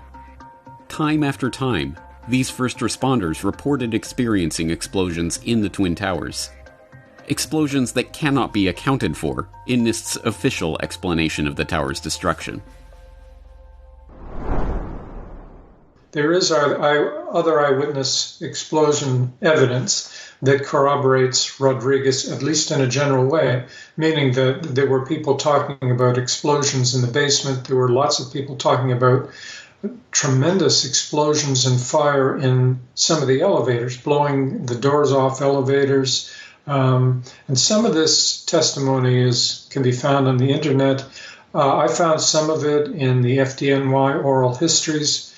Firefighters talking about the doors being blown off elevators. And so there was some kind of very destructive event. Also, the windows in the lobby, which were very strong windows, were blown out by the time most of the firefighters got there. And as one of them said, it looked like a plane hit the lobby. There were other explosions that went off over the next hour or so before the buildings started to come down. And when they came down, there were patterns of explosion from around the point of plane impact all the way down. Apparently, we were supposed to believe that the building was coming down because of structural failure. But again, these were timed very well to go off in a particular way. And this is one of the reasons we know that these were explosions and that this was a controlled demolition. There were patterns, and they were explosions that were extremely strong, taking out these massive buildings and pulverizing them in less than 20 seconds. This was not structural failure. Rodriguez's story was not some fanciful invention that he spun during the most dramatic and horrific hours of his life. It is a story that fits into a pattern of explosive testimony related by many other witnesses that day. It is also a story that is deeply uncomfortable for those in the government and the media who were eager to celebrate the acts of bravery New Yorkers committed that day, but who will never report the explosive truth about the events at the World Trade Center that demolished the official government conspiracy theory of 9/11. It is remarkable that Rodriguez, immediately recognized and celebrated for his heroism on that day, would continue to insist on his story even as the official story, the one that insisted there were no explosives used that day, began to take shape. But he did.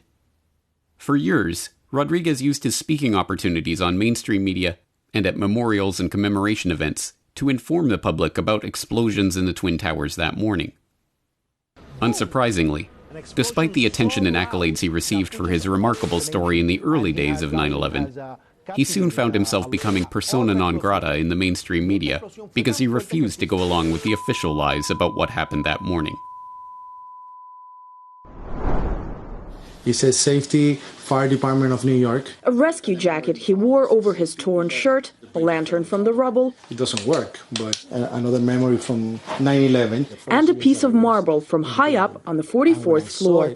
This saved for a decade. I put it in my pocket because it was just such a shocking realization. As well as memories that he relives every single day. I was pulled from the rubble and I started looking for other people, and I only found pieces of human beings. William Rodriguez, a janitor in the Twin Towers for almost 20 years and 9/11 survivor, who saved hundreds of lives on September 11th by unlocking door after door for firefighters and dragging out at least a dozen people with his own bare hands.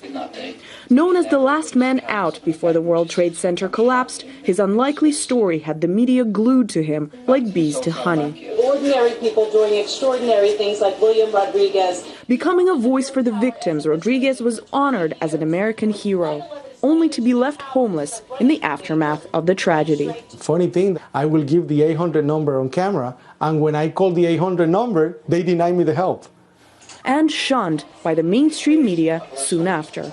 Censorship. I believe that censorship started from the very beginning because when I was telling my story, they told me, oh, cut this out, cut this out. No longer a sweetheart of American broadcasts, William now talks mostly to foreign outlets. The reason? His version of 9/11 differed from the official scenario. It was the first hijacked plane that hit the... It was the first hijacked plane. No, hello, that was an explosion before 9/11, before the plane hit the tower. Even more remarkably, Rodriguez went beyond simply telling the truth about what he witnessed that day. Little known even to those who are familiar with his story is that Rodriguez has used his notoriety and media opportunities to advocate for 9/11 survivors who are suffering from the health effects incurred in the aftermath of the tower's destruction. He has even taken the fight for 9/11 truth to the political arena forcing the government's hand in convening a public commission to investigate the attacks, something that the Bush administration fought tooth and nail to prevent. The 9/11 Commission is a book of 576 pages,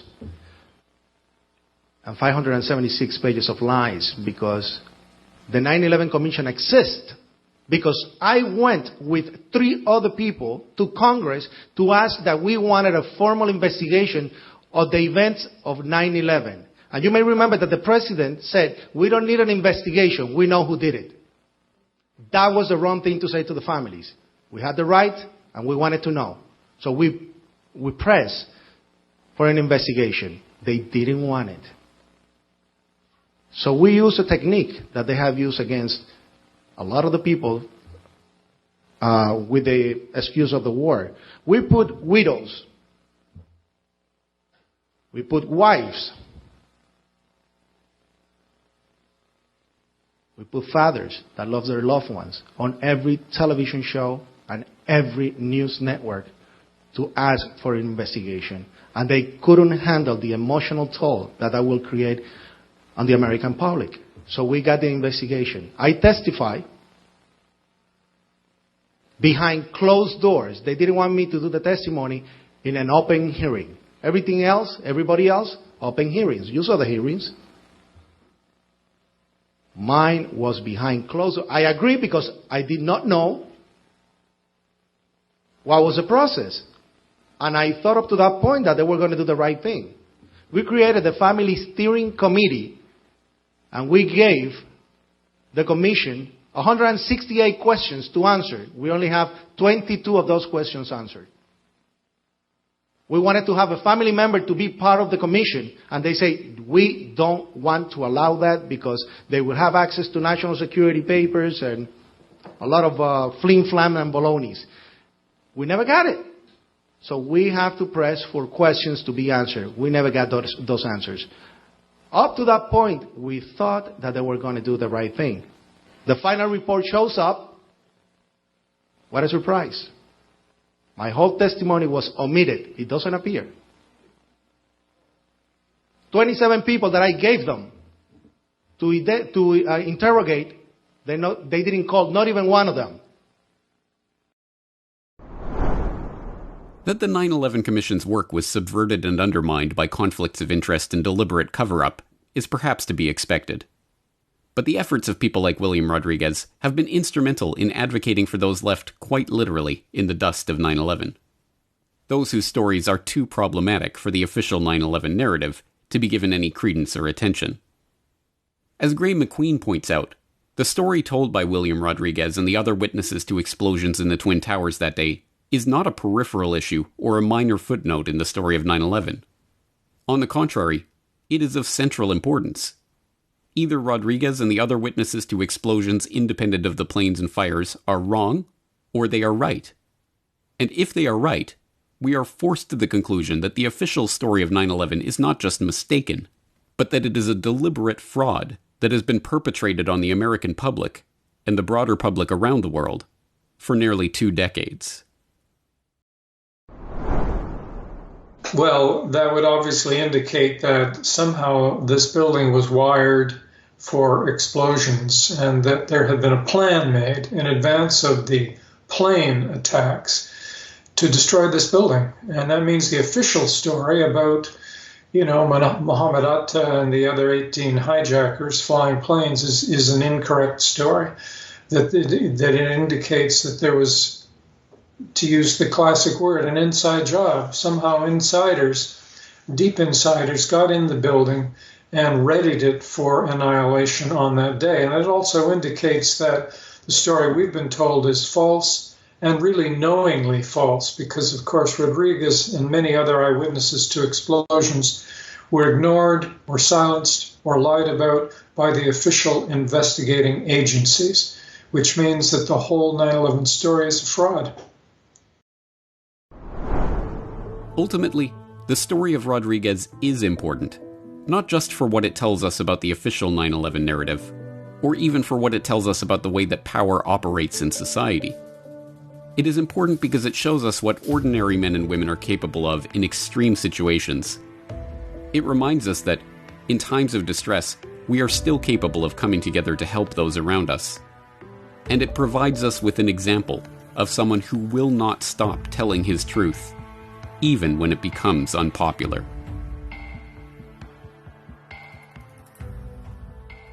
Our wounds are still open. We're still hurting. We're still going through the process of the traumatic shock syndrome, PTSD. You call me a hero. I call myself a survivor. For me, the heroes died on 9/11, in my opinion, because they died helping others. I just had the only tool available for me at that time to do great things. So I'm a survivor. I have that survivor's guilt. Why did I survive and my friends didn't? And now, 16 years after, it hits me stronger because I see the families, I see new families that came out from people that I saved. And I always wonder, what would have happened if those people that I lost, those 200 friends, will be alive today? And it hits you hard. So 16 years after, we're still dealing with the backlash of what happened on that day. 9/11 changed me. They changed the world. We all know that. But it changed me in more ways than I expected.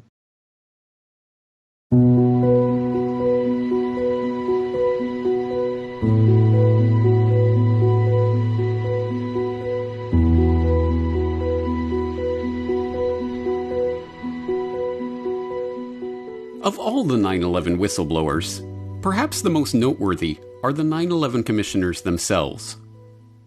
The 9/11 Commission, formerly the National Commission on Terrorist Attacks upon the United States, was set up by President George W. Bush, who dragged his heels a full 441 days before finally establishing a body to investigate the events of September 11, 2001, and to prepare a full and complete account of the circumstances surrounding them. But that remarkable gap between the events and the impaneling of the commission was not due to mere laziness. Bush actively resisted any investigation for as long as he could, taking the extraordinary and unprecedented step of personally asking Senate Majority Leader Tom Daschle to limit Congress's investigation into those events. It was only when the political pressure to form a commission of inquiry became too great for Bush to resist that he authorized the commission and nominated a chairman, Henry Kissinger. Today I'm pleased to announce my choice for Commission Chairman, Dr. Henry Kissinger. Do you have any concerns about, once the Commission begins its work, if fingers point to valuable allies, say Saudi Arabia, for example, the implications, the policy implications this could have to the United States, particularly at this delicate time? I have been given every assurance by the President that we should go where the facts lead us. Kissinger's reputation as a cover-up artist and tool of the political establishment was such that even the New York Times speculated that Bush's nomination of him showed that the president wanted to contain the investigation into 9/11, not enable it. 9/11 victims' family members, similarly concerned that Kissinger was being appointed to run a cover-up commission, challenged him to his face to release the client list of his political consulting business. Several family members approached Kissinger and requested a meeting at his office in New York. Prior to the meeting, Kristen Breitweiser conducted a thorough investigation of Kissinger's potential conflicts of interest. Probably much to the chagrin of some of the people in the room, Lori asked some very pointed questions. Would you have any Saudi American clients that you would like to tell us about? And he was very uncomfortable, kind of twisting and turning on the couch. And then she asked whether he had any clients by the name of Bin Laden. And he just about fell off his couch. Former Secretary of State Henry Kissinger stepped down from the position Friday. We thought the meeting went well. The next morning, Kissinger resigned his post as head of the 9/11 Commission, and former New Jersey Governor Thomas Kean and former Indiana Congressman Lee Hamilton were appointed chairman and vice chairman, respectively, to take his place. Remarkably, The suggestions of political cover-up did not end there, nor were they confined to a marginalized, lunatic fringe of conspiracy theorists derided by the establishment media. The remarkable and almost completely unreported fact is that 6 out of the 10 commissioners, Kane and Hamilton, as well as Bob Kerrey, Tim Romer, John Lehman, and Max Cleland, have all expressed concern that the commission was misled, stymied, hampered by conflicts of interest, and, ultimately, forced to participate in a politically motivated cover-up. In their book, Without Precedent, The Inside Story of the 9/11 Commission, and in press conferences and interviews at the time the report was released, Kane and Hamilton famously remarked that the commission had been set up to fail. Even Lee Hamilton, the co-chair of the 9/11 Commission itself, admits to us that the process he headed up was seriously flawed. So there are all kinds of reasons. We thought we were set up to fail. We got started late. We had a very short time frame. Indeed, we had to get it extended. We did not have enough money. They were afraid we were going to hang somebody. But it was very difficult, and Lee and I write in our book that we think the commission in many ways was set up to fail. As it turns out, the majority of the commissioners felt that the commission had been lied to, deliberately obstructed, undermined by the White House, or set up with staff that had conflicts of interest in the investigation. One of these concerned commissioners, Max Cleland, resigned because the commission had been deliberately compromised by the President of the United States. Commissioner John Lehman, meanwhile, admitted on NBC Nightly News that the commission had to go through Karl Rove and other senior White House members to access key documents in their investigation, and that we purposely put together a staff that had, in a way, conflicts of interest, stressing, lest there be any doubt, that all of the staff had, to a certain extent, some conflict of interest. Commission members even considered bringing criminal charges against Pentagon officials who had deliberately lied to them about the military's complete lack of response on that day. But perhaps the most cryptic of all the dissenting commissioners was Bob Kerrey. In 2009, he remarked that 9/11 was a 30-year-old conspiracy, but no mainstream reporter has ever followed up with him to clarify this statement. Do you support a criminal investigation into 9/11? Because I know yours was an exposition. It was not a criminal investigation. I don't think so, but I don't know. I mean, I do support a permanent commission to examine not just that, but lots of other things in this area. So. But if it's a permanent cover-up, then it's. I mean, if it's an act of war and it's hiding things, which everyone on your commission knew that the Pentagon was changing their stories, lying to you, and it's a cover-up of an act of war, and under Article 3, Section 3 of the Constitution, it's treason. So unless we get to the very bottom of it, then we're still talking a treasonous exposition. This is a longer conversation. I'm not sure in this one you ever get to the bottom of it. We have to, or we can't save our country, sir. I don't think. Well, if that's the condition upon which we're going to be saving our country, because the problem it's a 30-year-old conspiracy. No, I'm talking about 9/11. That's what I'm talking about. Oh, you are. You mean this? Yeah. Anyway, I got it. Okay, be well. Okay, thanks. It is utterly remarkable that the 9/11 Commission and its final report are still held up as the final word on the events of September 11th, 2001, when a majority of its own commissioners admit that the commission was a cover-up and did not get to the bottom of the story. Even more remarkable is that this fact has never even been mentioned, let alone examined, in any mainstream media report.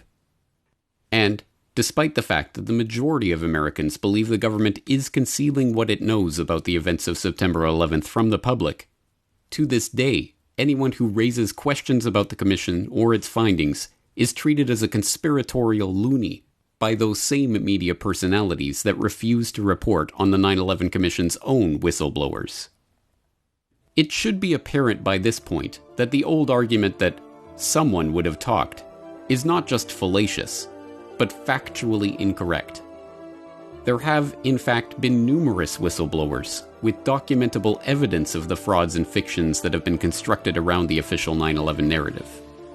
Their disclosures put the "but someone would have talked" doubters in an uncomfortable predicament. Either they are lazy, boldly pronouncing on issues they have not themselves bothered to investigate, or they are lying. What is especially galling when the so-called skeptics use the "someone would have talked" fallacy is that the whistleblowers have in fact done everything possible to publicize their stories, holding press conferences, filing formal appeals, joining whistleblower organizations, and making themselves available for interviews. For their heroic efforts, these brave men and women have been fired from their jobs, shunned by former colleagues, smeared by the mainstream media, and ignored by the public. Someone would have talked. Indeed, numerous someones have talked. Some of them have even screamed. But when their cries are ignored, the stories of the 9/11 whistleblowers sound like the proverbial trees falling in the forest with no one around to hear them. Unless and until we give these valiant men and women a voice, then we will never hope to learn the truth about 9/11.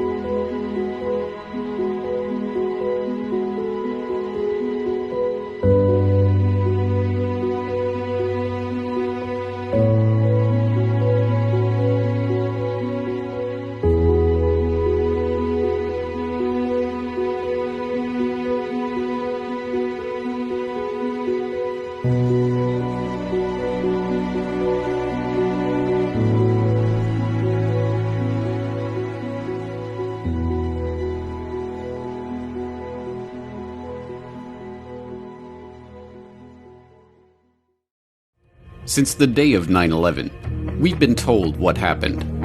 Freedom itself is under attack. We've been told who to blame.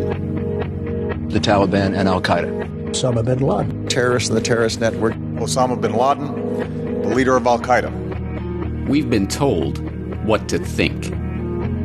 Let us never tolerate outrageous conspiracy theories concerning the attacks of September the 11th.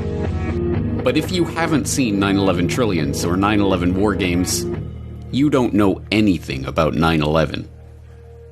Some might ask, how in the world could the Secretary of Defense attack the Pentagon in front of its people? We had 4 war games going on September 11th. $8.5 trillion. The most extraordinary coincidences in the history of mankind. You've never seen so much real-world stuff happen during an exercise. It is, I was going to say terrifying. 9/11 Trillions and 9/11 War Games. Watch the documentaries for free online, or, for the first time, own them on DVD today. Go to corbettreport.com/shop for details.